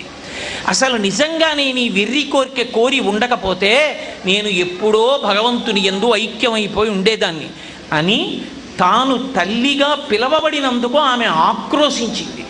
నేను ఇలా రావడం పొరపాటైంది, రాకుండా ఉంటే నేను భగవంతుని యందు ఐక్యమైపోయేదాన్నండి. దాని అర్థం ఏమిటంటే ఊర్ధ్వముఖ చలనం. ఏదో వినాయకుడికి పార్వతీ పరమేశ్వరులతో అనుబంధం ఎలా ఉంటుందో అన్ని దేవతా స్వరూపాలకి ఉన్నటువంటి తల్లిదండ్రులతో అనుబంధం అలా ఉండదు. అది మారుతుంది ఒక్కొక్క కాలంలో.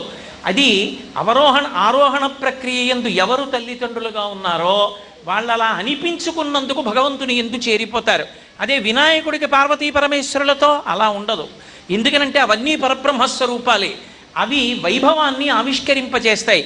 అదే రామావతారం, కృష్ణావతారం, వెంకటేశ్వరావతారం దగ్గరికి వచ్చేటప్పటికి తల్లిగా వకుళమాత ఉన్నా, తండ్రిగా దశరథుడున్నా, తల్లిగా కౌసల్య ఉన్నా అది వాళ్ళ అభ్యున్నతికి కారణమవుతుంది తప్ప ఇప్పుడు వాళ్ళకొక గుడి కట్టి ఏదో పూజ చేస్తే వాళ్ళు అనుగ్రహించే దేవతా స్వరూపాలు అవుతారని నిర్ధారించడం మాత్రం సాహసం.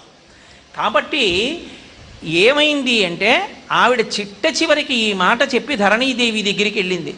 ధరణీదేవి అడిగింది, ఎవరమ్మా వెంకటేశ్వరుడు, అసలు ఎక్కడుంటాడో, ఆ పిల్లాడికి తల్లి ఎవరు, తండ్రి ఎవరు నాకు చెప్పవలసింది అని అడిగింది. అడిగితే నేనే ఆయన తల్లిని అని చెప్పాలి. వెంకటేశ్వరుడైతే ఈమె మా అమ్మ అని చెప్పాడు. ఎందుకని? తన వాక్కు, తాను ఇచ్చిన మాట, తన ధర్మం తాను నిలబెట్టుకుంటాడు. లేకపోతే అమ్మని ఎలా చూడాలన్నది మనకు అర్థం కాదు. మనం అమ్మని ఎలా చూడాలో నేర్పడానికి ఆయన మనకు అలా నేర్పుతాడు తప్ప వకుళమాత మాత్రం ఏం చెప్పిందంటే నేను తల్లిని వెంకటేశ్వరుడు కన్నా ఆవిడ చెప్పుకోలేదు. ఆవిడేం చెప్పుకుందంటే ధరణీదేవితో మాట్లాడుతున్నప్పుడు ఆవిడ దేవకీ జననీతస్య జనకః సూరనందన, ఆయన యొక్క తల్లి దేవకీదేవి, ఆయన యొక్క తండ్రి శూరుని యొక్క కుమారుడైన వసుదేవుడు అంది. ఎక్కడైనా మళ్ళీ తల్లిదండ్రుల్ని చెప్పడంలో పొరపాటుగా అర్థం చేసుకుంటారేమో అని వసుదేవుడి తండ్రి పేరు కూడా చెప్తుంది. చెప్పి జనకః శూరనందన నిశాకర కులంతస్య, ఆయన పుట్టింది చంద్రవంశంలో పుట్టాడు. నామ్నా కృష్ణమితి స్మృతః, ఆయన పేరు కృష్ణుడు. ఇప్పుడు పాపములను పోగొట్టడానికి వచ్చాడు కాబట్టి వెంకటేశ్వరుడు అంటున్నారు. ఇప్పటికీ ఆయన పేరు కృష్ణుడే. ఆయన తల్లిదండ్రులు దేవకీ వసుదేవులే, అన్నగారు బలరాముడే, ఆయన యొక్క పేరు కృష్ణుడే అంటూ ఆవిడ వశిష్ఠగోత్రచోత్పన్నో నక్షత్రం శ్రవణం తథా, వశిష్ఠగోత్రంలో పుట్టాడు ఆయన, నక్షత్రం శ్రవణం నక్షత్రం అని చెప్పింది తప్ప ఎక్కడా నేను వెంకటేశ్వరుడి తల్లినని వకుళమాత చెప్పలేదు. పురాణాన్ని జాగ్రత్తగా పరిశీలనం చేసినప్పుడు అనుబంధాలని చెప్పేటప్పుడు తీసుకోవలసినటువంటి జాగ్రత్త ఎంత పరాకుగా ఉంటుందో మనకి విషదం అవుతుంది. అంటే వకుళమాత ఇంకానే తల్లిని తల్లిని తల్లిని అని పట్టు కూర్చుంటే మళ్ళీ ఏదో వరం అడిగి ఏదో భ్రాంతితో మళ్ళీ లోపల మనసులో కారణం ఉండిపోతే మళ్ళీ పుట్టవలసి ఉంటుంది. సనత్కుమారాచార్యుల వారంతటి వారు సుబ్రహ్మణ్యుడిగా రావాల్సి వచ్చింది. దేవసేనని జయించాలని కోరిక ఉండిపోతే త్రిపురారహస్యంలో చెప్పారు ఎందుకు వచ్చాడో ఆయన. మహాజ్ఞాని అయినటువంటి వాడు మళ్ళీ రావలసి వచ్చింది. కాబట్టి వకుళమాత కూడా యశోదాదేవిగా ఉండి కృష్ణం ముకుందం అని ఉంటే నందుళ్ళే అయిపోను. కృష్ణం ముకుందం తనయేతి మత్వా వృధా శరీరం పునరాగతం మమ అంది. కృష్ణుడు ముకుందుడని గుర్తెరగలేకపోయాను, మళ్ళీ తల్లిగా ఉండాలనుకుని వృధా శరీరంతో మళ్ళీ వచ్చానంది. ఈవిడ వైపు నుంచి ఇప్పుడు తెలుసుకుంది పరబ్రహ్మం అని, అందుకని ఆయన ఎందు ఐక్యం అవుతుంది. వెంకటేశ్వరుడి వైపు నుంచి ఆయన ఎప్పుడూ ధర్మాన్ని లోకానికి చూపించాలి. ఈశ్వరుడే లోకానికి ధర్మాన్ని చూపించకపోతే చూపించేవాడెవరు? రాముడు అవతారంగా వచ్చిన విష్ణు అయినా తండ్రి విషయంలో తండ్రి ధర్మాన్ని పాటించాలి, తల్లి విషయంలో తల్లి ధర్మాన్ని పాటించాలి, భార్య విషయంలో భార్య ధర్మాన్ని పాటించాలి, తమ్ముడి విషయంలో తమ్ముడి ధర్మాన్ని పాటించాలి. లేకపోతే రాముడు తల్లినే గౌరవించలేదు, మనం ఎందుకు గౌరవించాలంటాం? వెంకటేశ్వరుడు తల్లిగా నీకు మళ్ళీ అవకాశం ఇస్తున్నానన్నందుకు తల్లిగా ఎంత గొప్ప గౌరవం ఇచ్చాడంటే, లోకంలో అమ్మ అన్న మాటకి పట్టాభిషేకం ఏమిటి అంటే ఒక్కటే. కొడుకు ఎంత గొప్పవాడు కానివ్వండి, అమ్మని మా అమ్మ మా దగ్గరే ఉంటోందండి అన్న కొడుకెవరో వాడు తుచ్చుడు, వాడు సంస్కారం లేనివాడు. అమ్మ మీ దగ్గర ఉండడం ఏమిటి? ఎంత పెద్దదైపోయినా మా అమ్మ నా దగ్గరే ఉంటోందండి ఇప్పుడు అనకూడదు. మా అమ్మ చేతి అన్నం తింటున్నానండి అనాలి. అమ్మ ఎంత పెద్దదైపోనివ్వండి, ఆవిడ వండి పెట్టిందా లేదా అన్నదానితో కూడా సంబంధం ఉండదు. అమ్మని మించిన దైవం లేదు. అమ్మ అనారోగ్యంతో మంచంలో పడుకునున్నా కొడుకు అన్నం తిన్న సమయాన్ని లెక్కలో పెట్టుకుని చెప్తుంది. వాడు కడుపు నిండా అన్నం తినలేదని దగ్గరికి పిలిచి చేయి పట్టుకుని, ఏ నాన్న అంత గబగబా తిన్నావు, బావులేవా ఆధరవులు, కడుపు నిండలేదా అని వాడికి కొంచెం ఏదైనా ఓ 2 పళ్ళు పెట్టండి, వాడు ఇవాళ కడుపు నిండా తినలేదే అంటుంది. ఏం నాన్న మనసు బాగులేదా అంటుంది. అమ్మ అంటే అన్నం పెడుతుంది. వెంకటేశ్వరుడు లోకానికి అంతటికీ కూడా అమ్మని ఎలా గౌరవించాలో అనుకున్నాడు కాబట్టే వకుళమాతను ఎక్కడుంచాడు. వకుళమాతని మళ్ళీ వెళ్ళి ఎక్కడో ఉండమని చెప్పలేదు వెంకటేశ్వరుడు ఏ ఆనందనిలయ విమానంలో ఉన్నాడో అక్కడే వకుళమాత కూడా ఉండి వంటశాలలోకి చూస్తూ ఉంటుంది. ఆవిడ కన్నాలు ఉంటాయి, అందులోంచి చూస్తూ ఉంటుంది. చూస్తూ వెంకటేశ్వరుడికి వంట అమ్మ చేసి పెడుతోంది. అమ్మ చూసి, అమ్మ వంట వాళ్ళతో చేయించి పెట్టడం అంటే అమ్మ చేసి పెట్టడమే. వాడు సరిగా పోపు పెట్టకపోతే అమ్మే లేచెళ్ళి పోపు పెడుతుంది. ఒరే అన్ని మిరపకాయలు ఏకరా మా అబ్బాయికి కారం అంటుంది. కాబట్టి అమ్మ చేతి అన్నం వెంకటేశ్వరుడు తింటున్నాడు. అంటే ఇప్పుడు వెంకటేశ్వరుడు మనని ఏం నేర్చుకోమని చెప్పాడు? ఒరే మీరు నా దగ్గరికి వచ్చి బుడుపులు ఇచ్చేసి నా దగ్గరికి వచ్చేసి పొర్లు దండాలు పెట్టేస్తే నేను పొంగిపోను. అమ్మని తీసుకెళ్ళి వృద్ధాశ్రమంలో చేర్చడం అనేటటువంటి ప్రక్రియ ఈ దేశంలో ఆగిపోతే, వృద్ధాశ్రమాలు మూతపడిపోతే, ఎవరి తల్లిని తండ్రిని వాళ్ళు చూసుకుంటే, నువ్వు ఎక్కడ ఉన్నవాడవు అక్కడే ఉండి గోవిందా అన్నా నేను నిన్ను అనుగ్రహిస్తాను. మీ అమ్మని వృద్ధాశ్రమంలో చేర్చి నా దగ్గరికి వస్తే నిన్ను అనుగ్రహించాను. నేను మా అమ్మ చేతి అన్నం తింటున్నాను. నేను ఎక్కడున్నానో మా అమ్మ అక్కడే ఉంది, మా అమ్మతోనే కలిసి ఉన్నాను. అందుకే మీరు చూడండి, భవిష్యోత్తర పురాణం జాగ్రత్తగా చదవండి. ప్రతి కీలక ఘట్టంలో వెంకటేశ్వరుడు తల్లిని కలుపుకుంటూ ఒక మాట చెప్పాడు. త్వమ్మే మాతా పితా దేవి భ్రాత మతులయేవచ అన్నాడు. అమ్మ నువ్వు నాకు అమ్మవే కాదమ్మా, ఈ అవతారంలో నాకు అన్నైనా తమ్ముడైనా మేనమామైనా తల్లి అయినా తండ్రి అయినా నువ్వే, ఇంకొకళ్ళు లేరమ్మా అన్నాడు. ఎందుకని? ఆవిడకొక్కరికే వరం ఇచ్చాడు కాబట్టి ఆవిడకొక్కటికే ఆ స్థానం ఇచ్చాడు. నందుడు అడగలేదు, ఆయన ఇవ్వలేదు. కాబట్టి భగవంతుని యొక్క అనుబంధాలని అర్థం చేసుకోవడం అనేటటువంటిది జాగ్రత్తగా అర్థం చేసుకోవాలి. నేను మీకు నిన్నటి నుంచి విఘ్నేశ్వరుడికి తల్లిదండ్రులతోటి మేనమామతోటి ఉన్న అనుబంధాలు చెప్తున్నాను. అవి పరస్పర పోషకాలు. ఒకళ్ళ వలన ఒకళ్ళు తరించడం అనేటటువంటి మాట ఉండదు. పరమశివుడికి కుమారుడిగా వినాయకుడు వచ్చినా, వినాయకుడు నా కుమారుడని పరమశివుడన్నా, శివుడుగా మోక్షప్రదాత, పార్వతిగా మోక్షప్రదాత, వినాయకుడుగా మోక్షప్రదాత. రాముడికి తండ్రిగా దశరథుడు వచ్చినా దశరథుడు మోక్షప్రదాత కాడు, దశరథుడు అనుగ్రహప్రదాత కాడు. దశరథుడికి ప్రతిష్ట లేదు, దశరథుడికి దేవాలయాలు కట్టలేదు ఈ దేశంలో. కాబట్టి అనుబంధాలు అర్థం చేసుకునేటప్పుడు కొన్నింటిలోంచి ధర్మం మాత్రమే తీసుకోవాలి. కొన్నింటిల్లోంచి అన్నీ పరబ్రహ్మస్వరూపాలే అయినప్పుడు అన్నిటికీ వేరు దేవాలయాలు ఉండి అనుగ్రహిస్తాయి. శివుడికి దేవాలయం ఉంటుంది, అమ్మవారికి దేవాలయం ఉంటుంది, విష్ణువుకి దేవాలయం ఉంటుంది, వినాయకుడికి దేవాలయం ఉంటుంది. శివుడి గుళ్ళో వినాయకుడు ఉండొచ్చు, వినాయకుడి గుళ్ళో శివుడు ఉండొచ్చు, అమ్మవారి గుళ్ళో వినాయకుడు ఉండొచ్చు. శ్రీకాళహస్తి క్షేత్రానికి వినాయకుడితో కలిసి అమ్మవారు వాహనం మీద వచ్చింది అని ఇప్పటికీ చెప్తారు పెద్దలు. కాబట్టి ఎవరితో ఎవరు కలిసి ఉన్నారు, ఎవరికెవరు అనుగ్రహించారు, ఎవరికెవరు సాయపడ్డారన్న దానివల్ల ఒకరికన్నా ఒకరు తక్కువ అవ్వడం అన్నది ఉండదు. దానివలన లోకానికి ఒక పాఠం నేర్పడం అవుతూ ఉంటుంది. ఎవరికి వారే ఆ స్థాయిలో ఆ మూర్తి మోక్షప్రదాతగా పరబ్రహ్మస్వరూపంగా నిలబడతాడు. అంత మాత్రం చేత మీరు ఇప్పుడు నేను చెప్పినటువంటి ఉపన్యాసాన్ని మీరు అన్వయం చేసి భగవంతుడు అప్పుడప్పుడు తల్లిదండ్రులుగా స్వీకరించిన వాళ్ళందరూ కూడా మోక్షప్రదాతలుగా స్వీకరించడాన్ని ఆర్షవాంగ్మయం అంగీకరించదు. అలా అయితే వినాయకుడి తండ్రి అయిన శివుడికి ఎన్ని దేవాలయాలు ఉన్నాయో రాముడికి తండ్రి అయిన దశరథుడికి అన్ని దేవాలయాలు ఉండాలి. దశరథుడి భార్య అయిన కౌసల్యా సుమిత్ర కైకేయులకి కూడా అన్ని దేవాలయాలు ఉండాలి. ఉన్నాయా? ఉండవు. ఎందుకుండవంటే ఒక్కటే కారణం, అప్పుడు ధర్మాన్ని అన్వయం చేస్తాం. రాముడు తండ్రి పట్ల ఎలా ప్రవర్తించాడు, తల్లుల పట్ల ఎలా ప్రవర్తించాడు. రాముడి లాంటి కొడుకున్నందుకు దశరథుడు ఏమయ్యాడు? నువ్వు నీ తండ్రికి కొడుకు అయినందుకు నీ తండ్రి ఉన్నత స్థానాలు పొందేటట్టు పుత్రధర్మాన్ని అలా నెరవేర్చు. అది తెలుసుకోవడం వరకే తప్ప యశోద నేను తల్లిగా ఉండిపోవాలని కోరుకున్నట్టు పురాణంలోనే లేదు. అసలు నాకు తల్లిగా ఉండాలన్న కోరికే మళ్ళీ శరీరం తెచ్చింది. అది లేకపోతే నేను ఐక్యమైపోయి ఉండేదాన్నని బాధపడింది అనడానికి మాత్రం సాక్ష్యాలు ఉన్నాయి పురాణంలో. కాబట్టి భగవంతుని పట్ల ఉండేటటువంటి అనుబంధాలని అర్థం చేసుకునేటప్పుడు ఏది ఎక్కడ ఉద్ధరణ హేతువో, ఏది అనుగ్రహ హేతువో, ఏది దేవతాస్వరూపమో జాగ్రత్తగా అర్థం చేసుకుని అన్వయం చేసుకుని ధర్మాన్ని ఎలా ఆచరించాలో అలా ఆచరించాలి తప్ప అక్కరలేని అనవసరపు అయోమయానికి గురి కాకూడదు. కాబట్టి భగవానుడైనటువంటి వినాయకుడికి శ్రీకాంతో మాతులో యస్య జననీ సర్వమంగళ జనక శంకరో దేవ తం వందే కుంజరాననం.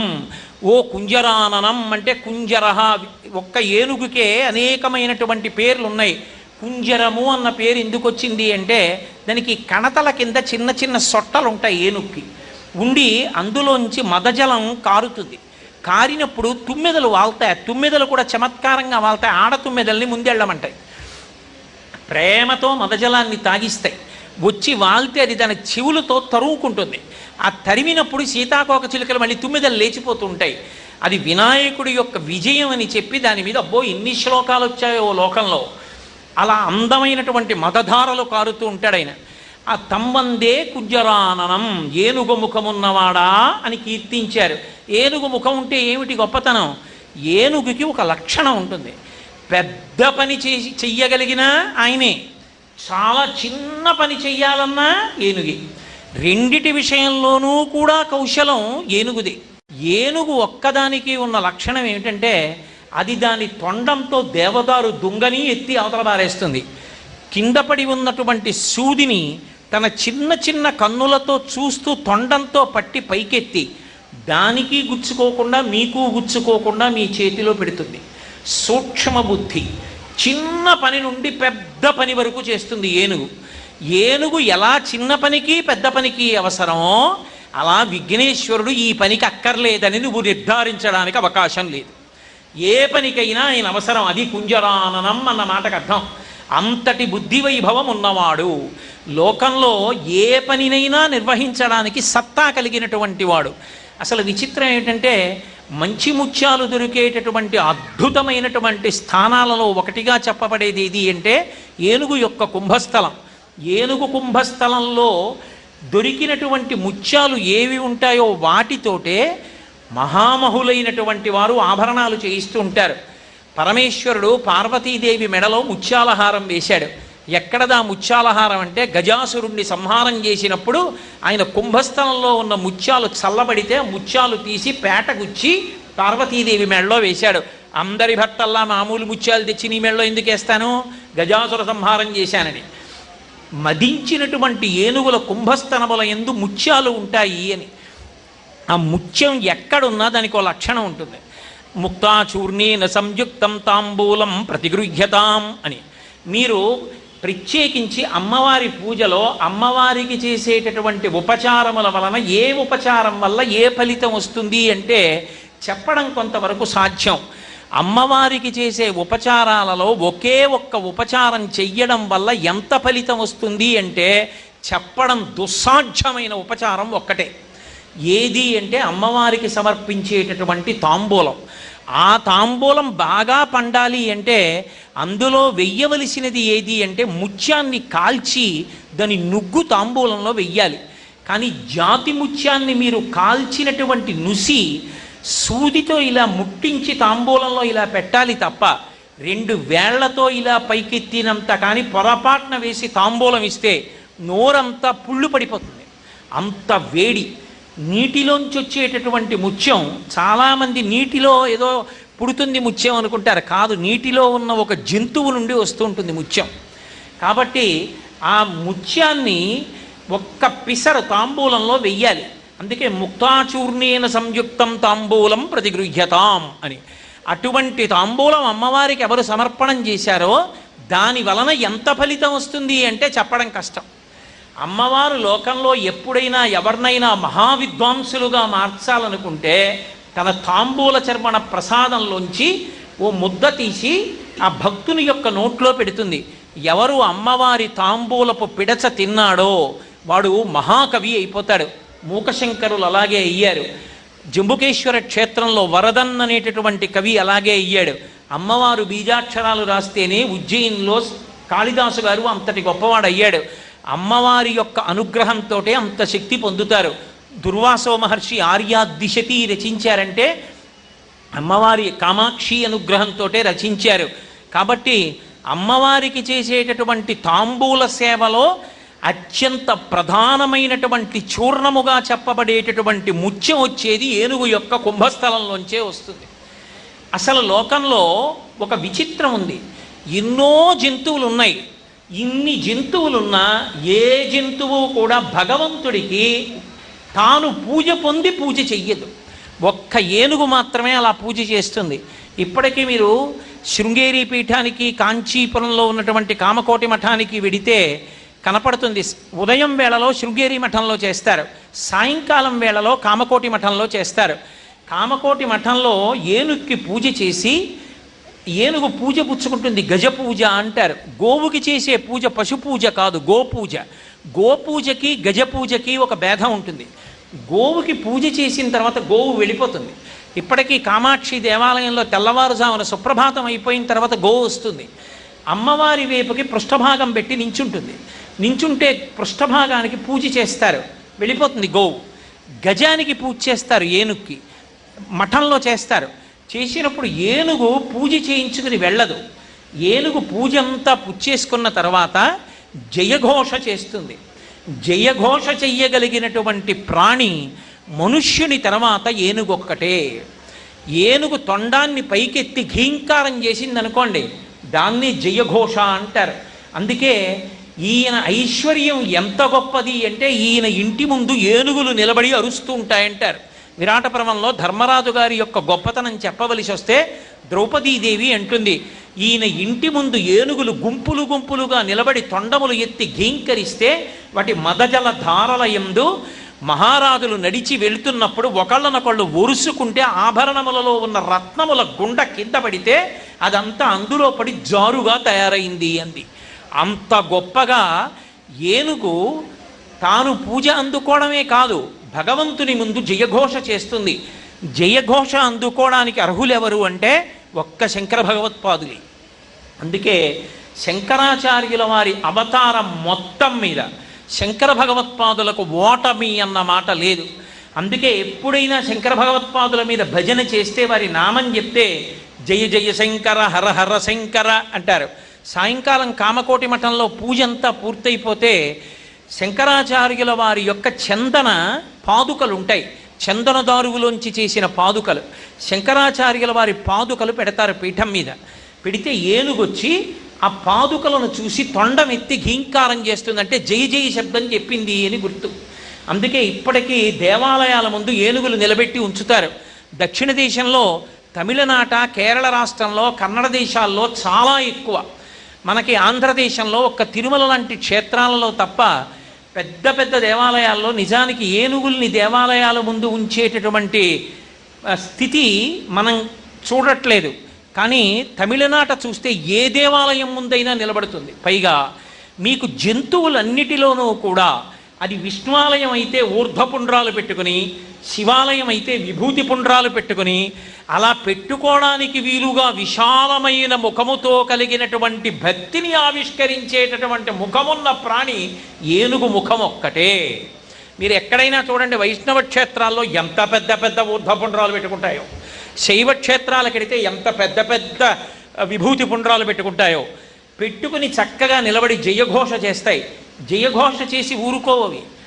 భగవంతుని మూర్తి ఉంటే భగవన్మూర్తికి, కామకోటి మఠంలో అయితే శంకరాచార్యుల వారి పాదుకలకి అవి చామరాన్ని అందుకుని తమ తొండంతో చామరం వేస్తాయి. అంటే పూజ అందుకుని పూజ చేసేటటువంటి ప్రాణి ఏనుగొక్కటే. గోమాతకి పూజ చేసినా గోమాత తిరిగి పూజ చెయ్యదు. ఎందుకు చెయ్యదంటే గోపూజ పరదేవతా పూజ, గజ పూజ జంతు పూజ.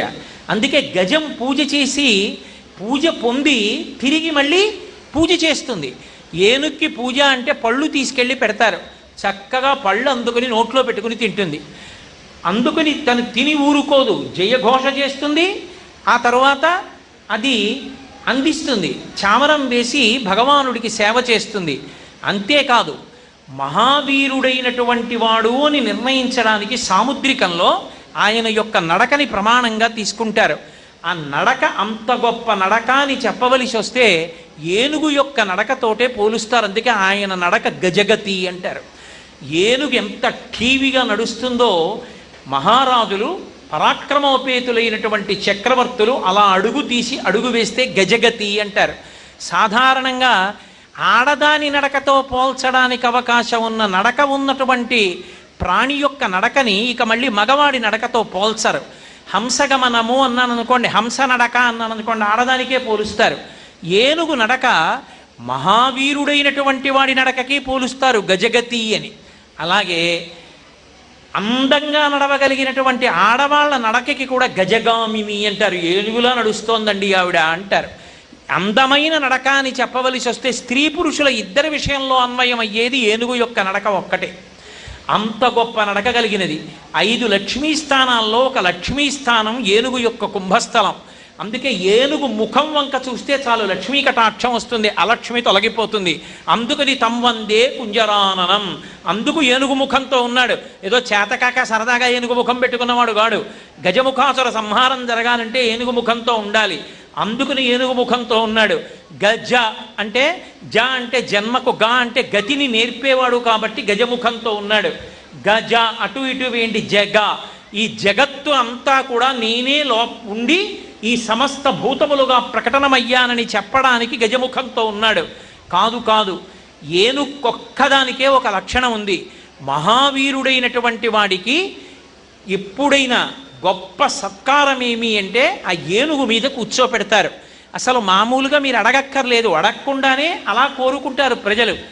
శ్రీరామాయణంలో అయోధ్యకాండలో దశరథ మహారాజు గారు అడిగాడు, చైత్ర శ్రీమాన్ ఇయమ్మాస పుణ్య పుష్పితకానన యవ్వరాజ్యాయ రామస్య సర్వం మే ఉపకల్ప్యతాం అన్నాడు. నేను చైత్రమాసం ఇది శుభప్రదమైంది, అరణ్యాలన్నీ పుష్పించి ఉంటాయి, రాముడికి యవ్వరాజ్య పట్టాభిషేకం చేద్దాం అనుకుంటున్నాను, ఏమిటి మీ అభిప్రాయం అని అడిగాడు ప్రజల్ని. వాళ్ళు కేవలం పట్టాభిషేకం చెయ్యమని ఊరుకోలేదు. వాళ్ళన్నారు, మాకు ఎటువంటి రాముణ్ణి చూడాలనుందో తెలుసా?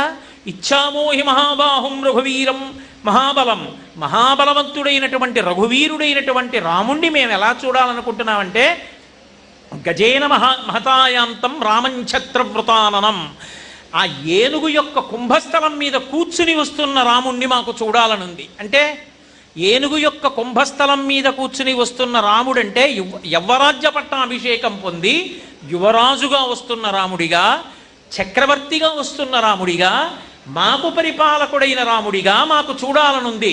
రాముడి చేత పరిపాలింపబడిన రాజ్యం రామరాజ్యం. రామరాజ్యం అంటే రాముడు ఏదో కొత్త సిద్ధాంతాలు పెట్టాడని కాదు దాని అర్థం. రాముడు శాస్త్రాన్ని దృష్టిలో పెట్టుకుని శాస్త్రం ఎలా చెప్పిందో అలా పరిపాలించాడు. అటువంటి రాముణ్ణి ఎలా చూడాలని ప్రజలు కోరుకుంటారంటే ఏనుగు మీద కూర్చుని రాముడు వస్తుండగా చూడాలని ప్రజలు కోరుకున్నారు. అందుకే మా చిన్నతనంలో కూడా పాట పాడుతుండేవారు. చిన్నపిల్లల్ని కూర్చోపెట్టి పాట నేర్పుతుండేవారు. ఏనుగు ఏనుగు నల్లానా, ఏనుగు దంతం తెల్లానా, ఏనుగు మీద రాముడు ఎంతో చక్కని దేవుడు అంటే మేమందరం ఆ పాట పాడి తప్పట్లు కొట్టి మురిసిపోయేవాళ్ళం. అంటే ఏమిటి? ఆ ఏనుగు మీద వస్తున్నటువంటి రాముణ్ణి మానసిక దర్శనం చేయించి, ఒరే ఆ రామనామం రామకథ రాముడు నీకు ఆదర్శమై నీ జీవితం ధార్మికంగా ఉండాలని, ఏనుగు మీద వస్తున్న రాముడు నీకు ప్రభువు కావాలి, నువ్వు ఆయన చేత పరిపాలింపబడేవాడివి కావాలని మేం కోరుకోవాలని చిన్నపిల్లల చేత అలా పాడించేవారు. ఏనుగుకి అన్ని విశిష్టమైనటువంటి లక్షణాలు. అంతేకాదు, ఏనుగుకు ఒక్కదానికే ఒక గొప్పతనం ఉంది. లోకంలో మీరు ఏ ప్రాణినైనా తీసుకోండి, దాని వెంట్రుక అసలు హీయమైనది. ఎవరైనా పెద్దలు భోజనం చేస్తున్నప్పుడు అందులో వెంట్రుక వస్తే ఉత్తరక్షణం ఉత్తరాపోసనం బట్టి లేచిపోవాలి. పూజ చేస్తుండగా వెంట్రుక కనపడితే దాన్ని ముట్టుకుని తీస్తే మళ్ళీ స్నానం చేసి వస్తే కానీ పూజ చేయకూడదు. వెంట్రుక పరమ దూష్యం. వెంట్రుకంత దూష్యమైన పదార్థం ఇంకొకటి లేదు. వెంట్రుక తర్వాత మళ్ళీ అంత దూష్యమైన పదార్థం గోరు. కానీ లోకంలో రెండు జంతువులు ఉన్నాయి. ఒకటి వెంట్రుక గొప్పది, ఒకటి గోరు గొప్పది. వెంట్రుక గొప్పదైన ప్రాణి ఏనుగు, గోరు గొప్పదైన ప్రాణి పెద్ద పులి. అందుకే మీరు ఇప్పటికీ గురువాయూరులో ఉన్న బాలకృష్ణుడిని చూస్తే పులిగోరు మెళ్ళో వేసుకుని పిల్ల జమీందారు అని ఉంటాడు. తాతగారు మనవడు పుట్టి వంశాభివృద్ధి అయింది, నాకు మనవడు పుట్టాడంటే తాతగారు పరమ సంతోషంతో చేయించే కానుక ఏమిటంటే పులిగోరున్న బంగారు గొలుసు చేయిస్తాడు. ఎందుకంటే పులిగోరు మెళ్ళో ఉంటే అది రక్షణ. ఆ దుష్టమైనటువంటి గ్రహముల యొక్క చూపుని విరుస్తుంది. మళ్ళీ అటువంటి శక్తి కలిగినది ఏది అంటే ఏనుగు. ఏనుగు యొక్క వెంట్రుక తీసి ఉంగరంలో చుట్టుకుని ఆ ఉంగరాన్ని చేతికి పెట్టుకుంటారు. పెట్టుకుంటే ఆ ఉంగరం ఏం చేస్తుందంటే ఏనుగు వెంట్రుక ఉంగరంలో ఉన్నంతసేపు దృష్టి దోషాన్ని విరిచేస్తుంది. అలాగే దుష్టమైనటువంటి గ్రహముల యొక్క చూపు పడితే ఆ చూపుని విరుస్తుంది. అది ఏనుగు శరీరం నుంచి తీసేసిన బంగారానికి చుట్టి పెట్టుకున్న బంగారంలో ఉన్నటువంటి రాతికి కింద చుట్టి పెట్టి కనపడకుండా పెట్టుకున్నా దానికి దృష్టి దోషాన్ని నివారణ చేసే శక్తి ఉంది. అటువంటి ప్రాణి ఏనుగొక్కటే. ఎన్నో విచిత్రములు కలిగినటువంటి ప్రాణి ఏనుగొక్కటే. అంత బుద్ధి వైభవము కలిగినటువంటి ప్రాణి ఈ లోకం మొత్తం మీద ఏనుగొక్కటే. అంత క్రమశిక్షణ కలిగిన ప్రాణి. ఇవన్నీ ఒకెత్తైతే ఏనుగు యొక్క గొప్పతనానికి చెప్పడానికి కారణం ఒకెత్తు. లోకంలో బలం ఏమైనా చెప్పవలసి వచ్చిందనుకోండి, ఏనుగంత బలం అండి వాడికి అంటారు. భీముడి బలం చెప్పవలసి వచ్చిందనుకోండి, ఎన్ని ఏనుగుల బలం అన్నదంతో చెప్తారు. 1000 ఏనుగుల బలం ఉన్నవాళ్ళు, 10,000 ఏనుగుల బలం ఉన్నవాళ్ళు, 1,00,000 ఏనుగుల బలం ఉన్నవాళ్ళని హనుమ రామాయణంలో సుందరకాండలో చెప్తారు. వచ్చే సుగ్రీవ సైన్యం యొక్క బలం గురించి చెప్పవలసి వస్తే ఏనుగు యొక్క బలంతో చెప్తారు. ఇంత బలాన్ని పొందేటటువంటి ఏనుగు ఏం తింటుంది అంటే పరమసాత్వికమైనటువంటి కేవలం శాకాహారాన్ని మాత్రమే తింటుంది. అసలు తన జీవితం మొత్తం మీద మాంసం అన్నది ముట్టుకోదు ఏనుగు. ముట్టుకోకుండా సాత్వికమైనటువంటి శాకాహారం తింటుంది. తన జీవితం మొత్తం మీద శాకాహారం ముట్టుకోదు సింహం. గ్రాసము లేక సృక్కినను జీర్ణతృణంబు మేయునే అని గడ్డి పరక కూడా ముట్టుకోదు ఏనుగు సింహం. అటువంటి సింహానికి ఎవరి మాంసం ఇష్టం అంటే ఏనుగు కుంభస్థలంలో ఉన్న మాంసమే సింహానికి ఇష్టం. అంటే పుట్టినప్పటి నుంచి శాకాహారం తిని బతికినటువంటి ప్రాణి మాంసాహారికి ఇష్టం. అసలు లోకంలో బలం ఎక్కడి నుంచి వస్తుంది, బుద్ధి ఎక్కడి నుంచి వస్తుంది అంటే శాకాహారంలోంచి అని తీర్పు చెప్పిన ప్రాణి, లోకంలో సమతౌల్యాన్ని పాటించి అహింసని ప్రబోధం చేసిన ప్రాణి, నీ తోటి ప్రాణిని చంపి తినకురా అని ప్రబోధం చేసిన ప్రాణి ఏనుగొక్కటి. కాబట్టి అది శాకాహారమే తింటుంది. శాకాహారం తిని అంత బుద్ధి వైభవాన్ని పొందుతుంది. ఎన్ని విశేషాలు! అసలు ఆ ఏనుగే లోకంలో ఎన్నో అద్భుతాలను సృష్టించింది. అసలు భాగవతం మొత్తం మీద నిత్యపారాయణ యోగ్యత కలిగేటట్టుగా శరణాగతి చేసి శ్రీ మహావిష్ణువుని భూమి మీదకి తీసుకొచ్చింది ఏనుగే. అందుకే భాగవతంలో ఎన్నో స్కంధాలలో ఎన్నో కథలు తెలియని వాళ్ళు ఉంటారు. రంతిదేవుడి కథ తెలుసా అంటే తెలియకపోవచ్చు, ధ్రువోపాఖ్యానం తెలుసా అంటే తెలియకపోవచ్చు, దక్షయజ్ఞం తెలుసా అంటే తెలియదండి అనేవాళ్ళు ఉండొచ్చు, సుయజ్ఞోపాఖ్యానం తెలుసా అంటే తెలియదనొచ్చు, గజేంద్ర మోక్షణం తెలుసా అంటే నాకు తెలియదండి అని ఎవరనరు. ఇంతమంది భాగవతుల కథలు తెలియవేమో కానీ ఒక ఏనుగు యొక్క కథ మాత్రం అందరికీ తెలుసు. ఏనుగు వాహనంగా భగవంతుణ్ణి మోస్తుంది, తన మీద పెట్టుకొని ఎవ్వరూ లేకపోయినా సరే పరమక్రమశిక్షణగా భగవన్మూర్తి ఒరగకుండా తీసుకెడుతుంది. తీసుకెళ్ళడమే కాదు, ఏనుగుకొక్కదానికే ఒక లక్షణం ఉంటుంది. తన ప్రాణం పోయే వరకు యజమానిని కాపాడుకుంటుంది. ఆ లక్షణం ఉన్నది ఏనుగు ఒక్కటే. అందుకే చక్రవర్తులందరూ ఏనుగు మీద కూర్చుని యుద్ధం చేస్తారు. ఎందుకు చేస్తారంటే ఒకవేళ ఏ కారణం చేతనైనా వాళ్ళు స్పృహ తప్పిపోయినా ఏనుగు తన తొండంతో శత్రు సైన్యాన్ని పరిమారుస్తూ కాళ్ళ కింద పెట్టి తొక్కుతూ అతివేగంగా ఆ రాజుని కోటలోకి తీసుకొచ్చి దింపేస్తుంది. మన దేశంలోనే మహానుభావుడు రాజపుత్రుల్లో మహావీరుడైనటువంటి రాణా ప్రతాప్ సింగ్ ఒకానొకప్పుడు మహమ్మదీ సైన్యంతో యుద్ధం చేస్తున్నప్పుడు స్పృహ తప్పి ఒరిగిపోయాడు. ఒరిగిపోతే ఆయన్ని వెనక్కి తీసుకొచ్చినటువంటి ప్రాణి ఒక గుర్రం. ఏనుగు తేవడం తేలిక, ఇంకా పైన అంబారీ ఉంటుంది. గుర్రం తేవడం మరీ కష్టం, జారిపోతాడు. గుర్రం తన మీద పడిపోయిన రాణా ప్రతాప్ సింగ్ కింద పడిపోకుండా కాసుకుంటూ దౌడు తీసి అంతఃపురానికి తీసుకొచ్చింది. రాణా ప్రతాప్ సింగ్కి ప్రాణభిక్ష పెట్టిన గుర్రం చేతక్ కనుక ఆ చేతక్లా అది ఎక్కిన వాడిని కాపాడుతుందని చెప్పడానికి బజాజ్ కంపెనీ వాళ్ళు ఆ పేరు దత్తత తీసుకుని చేతక్ అని కొన్నాళ్ళు స్కూటర్లు పెట్టారు. ఈ దేశంలో అంత గొప్ప ప్రఖ్యాతి పొందినటువంటి వాటిల్లో గుర్రాలు, ఏనుగులు ఉన్నాయి. అందుకే అశ్వపూజ, గజపూజ, గోపూజ పూజలు ఉన్నాయి. భగవంతుణ్ణి తీసుకొచ్చి నిలబెట్టి ఆ శరణాగతి ప్రతిరోజు ఉదయం పారాయణ చేసుకునే యోగ్యంగా తీసుకొచ్చిన ప్రాణి ఏనుగొక్కటే గజేంద్ర మోక్షణంలో. గజేంద్ర మోక్షణంలో ఒక్క పద్యం కూడా రాని వాళ్ళు లోకంలో ఎక్కడ ఉండరు. అంత గొప్ప ప్రాణి ఏనుగు. అసలు ఏనుగు దాని వైభవము అని ఒక ఉపన్యాసం చెప్పమంటే కొన్ని నెలలు చెప్పవలసి ఉంటుంది. అంత గొప్ప ప్రాణి. ఇన్ని గొప్పతనాలు ఉన్నటువంటి ప్రాణి తన కొరకు అని తాను చేసుకునేది కన్నా లోకం కోసం అది చేసేటటువంటి ఉపకారాలు అనితర సాధ్యమైనవై ఉంటాయి. శరీరానికి బలమన్నా ఏనుగే, బుద్ధిశక్తి అన్నా ఏనుగే, క్రమశిక్షణ అన్నా ఏనుగే. క్రమశిక్షణ అంటే ఇంకా ఎటువంటి క్రమశిక్షణ అంటే ఏనుగుది. మీరు అరుణాచలం లాంటి క్షేత్రాలకి వెంకటాచలానికి వెళ్ళి చూడండి, ఏనుగు కదలకుండా ఉండలేదు. దాని తొండం ఊపుతూ ఉంటుంది, కాళ్ళు కదుపుతూ ఉంటుంది అటు ఇటు, ఆ పొట్ట ఊపుతూ ఉంటుంది. మామటివాడు సన్నగా ఉంటాడు. ఆ తీసుకొచ్చి అంకుశాన్ని దాన్ని ముందరి కాళ్ళ ముందు పెడతాడు. పెట్టి తాను కూర్చుంటాడు ఓ పక్కన. కూర్చుంటే దానికి ఎంత క్రమశిక్షణ అంటే అది కాలిలా పైకెత్తుతుంది, వెనక్కిలా ఆడిస్తుంది తప్ప ముందుకి మాత్రం వెయ్యదంటే అంకుశం పెట్టాడంటే దాటద్దని గుర్తు, వెళ్ళదిగా వెనక్కి ఊపుతుంది. మీరు ఎప్పుడైనా చూడండి వెంకటాచలం అరుణాచలం లాంటి క్షేత్రాల్లో తిరుత్తని వెనక్కి ఊపుతుంది తప్ప ఇక ముందుకు వెయ్యదు. ఒక్కసారి కట్టడం అలవాటు చేస్తే ఏ ప్రాణికైనా మళ్ళీ దాన్ని కట్టాలంటే మీరు మళ్ళీ పరిగెత్తికెళ్ళి దాన్ని పట్టుకు తీసుకొస్తుండాలి, అప్పుడప్పుడు పారిపోతాయి కట్టిప్పగానే. ఒక్క ఏనుగు మాత్రం కట్టు విప్పేసినా సరే తన శాలలోకి తాను వెళ్ళిపోతే ఆ ఏనుగు ఇనప గొలుసుని మామటి ఎత్తి కాలుకి కట్టడం కష్టమని, బరువుగా ఉంటుందని తన కాలు తాను ముందుకు చాపి ఇనప గొలుసునెత్తి మామటి చేతికిచ్చి కట్టేయమంటుంది. తనని కట్టడానికి తానే గొలుసు అందిస్తుంది. భగవంతుడు మన చేత కట్టబడడానికి మనకి భక్తి పాశాలు అందించినట్టు ఏనుగు తనని కట్టే గొలుసు తానే అందించేసి అంకుశాన్ని దాటకుండా నిలబడుతుంది. క్రమశిక్షణ అన్న మాటకు మారు పేరు ఎవరంటే వినాయకుడు. ఈ దేశంలో క్రమశిక్షణ రావాలంటే వినాయకుడు యొక్క ఉపాసన జరుగుతూనే ఉండాలి. 10 మందిని క్యూలో నించోండ్రా అంటే నించోరు, వెనకవాడిని ముందువాడు దాటి వచ్చేస్తుంటాడు. ప్రతి చోట వినాయక విగ్రహాలు పెట్టి వాడలా ఇప్పటికే ఎటు చూసినా వినాయక నవరాత్రులు వస్తే వీధికి 4 పందిళ్ళు కనబడుతున్నాయి. వీధికి 50 పందిళ్ళు వచ్చే రోజులు రావాలి.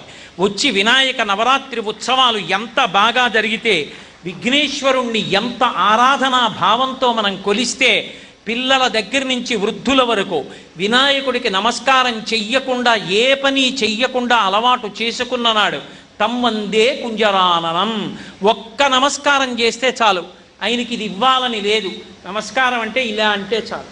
ఈశ్వర 5 జ్ఞానేంద్రియాల్ని 5 కర్మేంద్రియాల్ని 11వదైన బుద్ధి స్థానాన్ని 11ంటిని మీ పాదముల దగ్గర సమర్పిస్తున్నాను అని ఒక్కసారి భంగిమ పెడితే చాలు, నేనున్నాను అని ఆదుకుంటాడు. అంతటి మహామూర్తి. అందుకే నీటిలో కొట్టుకుపోయే ప్రాణుల్ని కూడా ఏనుగే రక్షిస్తూ ఉంటుంది. ఏనుగు యొక్క క్రమశిక్షణ మీరు ఎప్పుడైనా చూశారో లేదో, ఎప్పుడైనా మావటి వాళ్ళని అడిగి చూడండి, చెప్తారు. ఏనుగు వెనక నుంచి వస్తోంది అనుకోండి, మీరు చూసుకోకుండా నిలబడ్డారనుకోండి, ఏనుగుకో లక్షణం ఉంటుంది. క్రమశిక్షణకి మారు పేరై అది కాలు పెట్టి తొక్కదు. దానికి తెలుసు తన కాలుతో తొక్కితే ఇంకా అవతలవాడి కాలు పనికిరాదని. తొండంతో తోస్తే ముందుకు పడిపోతాడని తెలుసు. అది చక్కగా చుట్ట పెట్టి ఎత్తి పక్కన దింపి వెళ్ళిపోతుంది. మీరు ఎన్నో చోట్ల చూడండి. ఏనుగుకి క్రమశిక్షణే కాదు, ఏనుగు చిలిపితనం కూడా అంత అందంగా ఉంటుంది. అసలు చిలిపితనం అంటే పిల్లల చిలిపితనం అంతా మీకు ఏనుగులోనే కనపడుతుంది. శృంగేరిలో నేను ఒకసారి చూశాను. ఆడవాళ్ళు పువ్వులు పెట్టుకుని వెళ్ళిపోతుంటే చటుక్కున చమత్కారంగా ఇలా వెళ్ళిపోనిచ్చి అక్కడ దాకా వెళ్ళాక ఇటు తిరిగి ఇలా పువ్వులు తీసేస్తుంది, కొప్పులోంచి తీసి తన కుంభస్థలం మీద వేసుకుంటుంది. ఎన్ని చిలిపితనాలతో చేస్తుంటుందో, ఎంత చమత్కారంగా ఉంటుందో.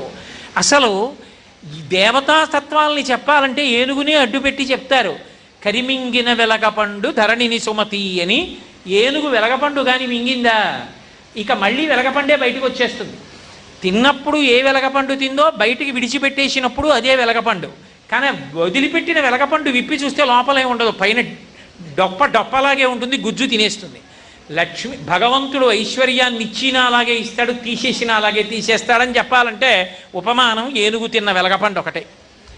ఇంకా చమత్కారం ఏంటంటే చాలా పెద్ద పెద్ద వ్రతాలు ఏమైనా చేయవలసి వచ్చిందనుకోండి, అప్పుడు గోమయంతో పాటుగా ఏనుగు లద్దె తీసుకొచ్చి అలుకుతారు. అందుకే ఇప్పటికీ తిరుమలలో గజశాల దగ్గరికి వెళ్ళి కొంచెం ఏనుగు లద్దిస్తారేంటని ఓ చిన్న పొట్లం కట్టుకు తెచ్చుకుంటూ ఉంటారు. ఎందుకని అడగండి. మా ఇంట్లో లక్షవత్తుల నోమండి, ఆ ప్రాంగణాన్ని ఏనుగు లద్దెతో అలకాలంటారు. పెద్ద పెద్ద నోములు పెద్ద పెద్ద వ్రతాలు చూస్తే ఏనుగు లద్దెతో అలుకుతారు, అలికితే పవిత్రం అవుతుంది. అంత గొప్ప ప్రాణి. అసలు ఒక ఏనుగులో ఎన్ని విశేషణాలు ఉంటాయో, ఇన్ని విశేషణాలు ఒక సామాన్యమైన ఏనుగులో ఉంటే ఆ ఏనుగు తెచ్చి నీ ఇంటి ముందు పెట్టుకోగలవా? ఏనుగున్న చోటికి రోజు వెళ్ళగలవా? అక్కర్లేదురా, నీ ఇంటికి నేనే వస్తున్నానని విఘ్నేశ్వరమూర్తి అయ్యి వచ్చాడు. ఏమండి మా ఇంట్లో ఫోటో ఆ గదిలో ఉండిపోయిందండి ఎలా అంటావేమోరా, ధ్యానం చేయి. శుక్లాంబరధరం విష్ణుం అను, అగజానన పద్మార్కం అను, చాలు నిన్ను అనుగ్రహిస్తాను. అది కూడా కాదంటావా, ఇంత పసుపు తీసి ఇలా అను. పూజామందిరం అంటే పసుపు లేకుండా ఉండదు. పసుపే లక్ష్మి, లక్ష్మియే పసుపు మంగళద్రవ్యం. ఇలా నీళ్లు రాసి నొక్కి బొట్టు పెడితే విఘ్నేశ్వరుడు అయిపోతాడు. మా అమ్మ నన్ను అలాగే కదూ ముందు చేసింది, ఒంటికున్న పసుపు నలిచి అక్కడ పెట్టింది, నేను పుట్టాను కాబట్టి ఇప్పుడు పసుపు నలిపితే అలాగే వస్తానని వస్తాడు. కాబట్టి ఆయనంత సులభుడు లోకంలో లేడు. ఆఖరికి విఘ్నేశ్వరుడిలో ఉన్న గొప్పతనం ఏంటంటే పిండితో ముద్ద చేస్తే వస్తాడు. చలివిడి ఆయనకి నైవేద్యం పెడతారు, అదే చలివిడి ఇంత ముద్ద అక్కడ పెట్టి బొట్టు పెడితే విఘ్నేశ్వరుడు ఆవాహనం అవుతాడు. పైగా తెల్లగా ఉంటాడు కాబట్టి శుక్లాంబరధరం విష్ణుం శశివర్ణం, చంద్రుడి కాంతితో ఉంటాడు. చలివిడితో చేసినటువంటి విఘ్నేశ్వరుడు బాగుంటాడు కూడా శ్లోకం చెప్పుకోవడానికి. కాబట్టి ఎంతో అందంగా ఉంటాడు. ఇన్ని వైభవాలు కలిగినటువంటి విఘ్నేశ్వరుడి అనుగ్రహం పొందడానికి మనమంటూ చెయ్యవలసింది ఏమీ లేదు, ఒక్క నమస్కారం చేయడమే. ఎప్పుడో ఏడాదికి 9 రోజులు మాత్రమే చేసి మరిచిపోవడం కాదు. ఆ విఘ్నేశ్వరుణ్ణి మనసులో ఉంచుకుని ప్రతిరోజు ఆయనకొక్క నమస్కారం చేస్తే మహానుభావుడు మనకి ఉన్నటువంటి ఛిద్రములన్నీ తీసేస్తాడు. ఎందుకు ఆవిర్భవించాడో తెలుసా? భాద్రపద శుక్లపక్ష సవితినాడు. ఏం చేతకానివాడే ఈ తిథినాడు రాలేదు ఆయన. దీనికి ముందంతా వర్షాలు పడతాయి. వర్షాలు పడితే అరణ్యం అంతా చెట్లు తీగలు పెరిగిపోతాయి. కుందేళ్ళు, జింకలు ఇలాంటివన్నీ అలా పడుకుని ఉంటాయి. ఎందుకంటే వెళ్ళడానికి చోటు లేదు, తీగలు అల్లుకుపోయి దారి లేక కూర్చుంటాయి. ఎవరు రావాలని కోరుకుంటాయంటే ఏనుగు రావాలని కోరుకుంటాయి. ఏనుగు ఏం చేస్తుందంటే ఇప్పుడు అవన్నీ కొరకడం తినడం చేయదు, ఏనుగు వెళ్ళిపోతుందంతే. ఏనుగు ముందు వెళ్ళిపోయింది అనుకోండి, దాని శరీరం వెళ్ళిపోతుంటే తీగలు, చిన్న చిన్న చెట్లు అన్నీ తొక్కేస్తుంది, ముళ్ళు తొక్కేస్తుంది, పట విరిచేస్తుంది, దోవ చేసేస్తుంది. ఏనుగెళ్ళిన ద్రోవలో జింకలు, లేళ్ళు, కుందేళ్ళు, చెవుల పిల్లలు పరిగెత్తుకెళ్ళి దుంపలు, ఆకులు అన్నీ తింటాయి. ఏమీ అక్కర్లేదు, ఏనుగు ముందెడితే తీగలు తెగిపోయినట్టే. విఘ్నేశ్వరుడు ముందు పెట్టుకుంటే సంకటాలన్నీ తొలగిపోతాయి, సిద్ధులు కలుగుతాయి. ఇది చెప్పడానికే భాద్రపద శుక్ల సవితి నాడు విఘ్నేశ్వరుడు యొక్క వ్రతం చేయమన్నారు. అంతటి మహానుభావుడు. నేను ఏం చెప్పను, ఇలా చెప్తూ పోతే అదేం అయ్యేదా ఏమి? ఏకశబ్ద సమ్యజ్ఞాత సృష్టప్రయుక్త స్వర్గే లోకే కామదుగ్భవతి. సంతోషంతో పరవశంతో ఆయన గురించి చెప్పుకున్న ఒక్క మాట చాలు, సమస్తమైన కామితములను ఈడేరుస్తుంది ఆయన యొక్క అమృత దృక్కుల చేత. మంగళాశాసనపరై మదాచార్య పురోగమై సర్వైశ్చ పూర్వైరాచార్యై సత్కృతాయాస్తు మంగళం. మంగళం కోసలేంద్రాయ మహనీయ గుణాత్మనే చక్రవర్తి తనూజాయ సర్వభౌమాయ మంగళం. ఉమాకాంతాయ కాంతాయ కామితార్థప్రదాయినే శ్రీగిరీశాయ దేవాయ మలినాథాయ మంగళం. సర్వం శ్రీ ఉమామహేశ్వర పరబ్రహ్మార్పణమస్తు. స్వస్తి.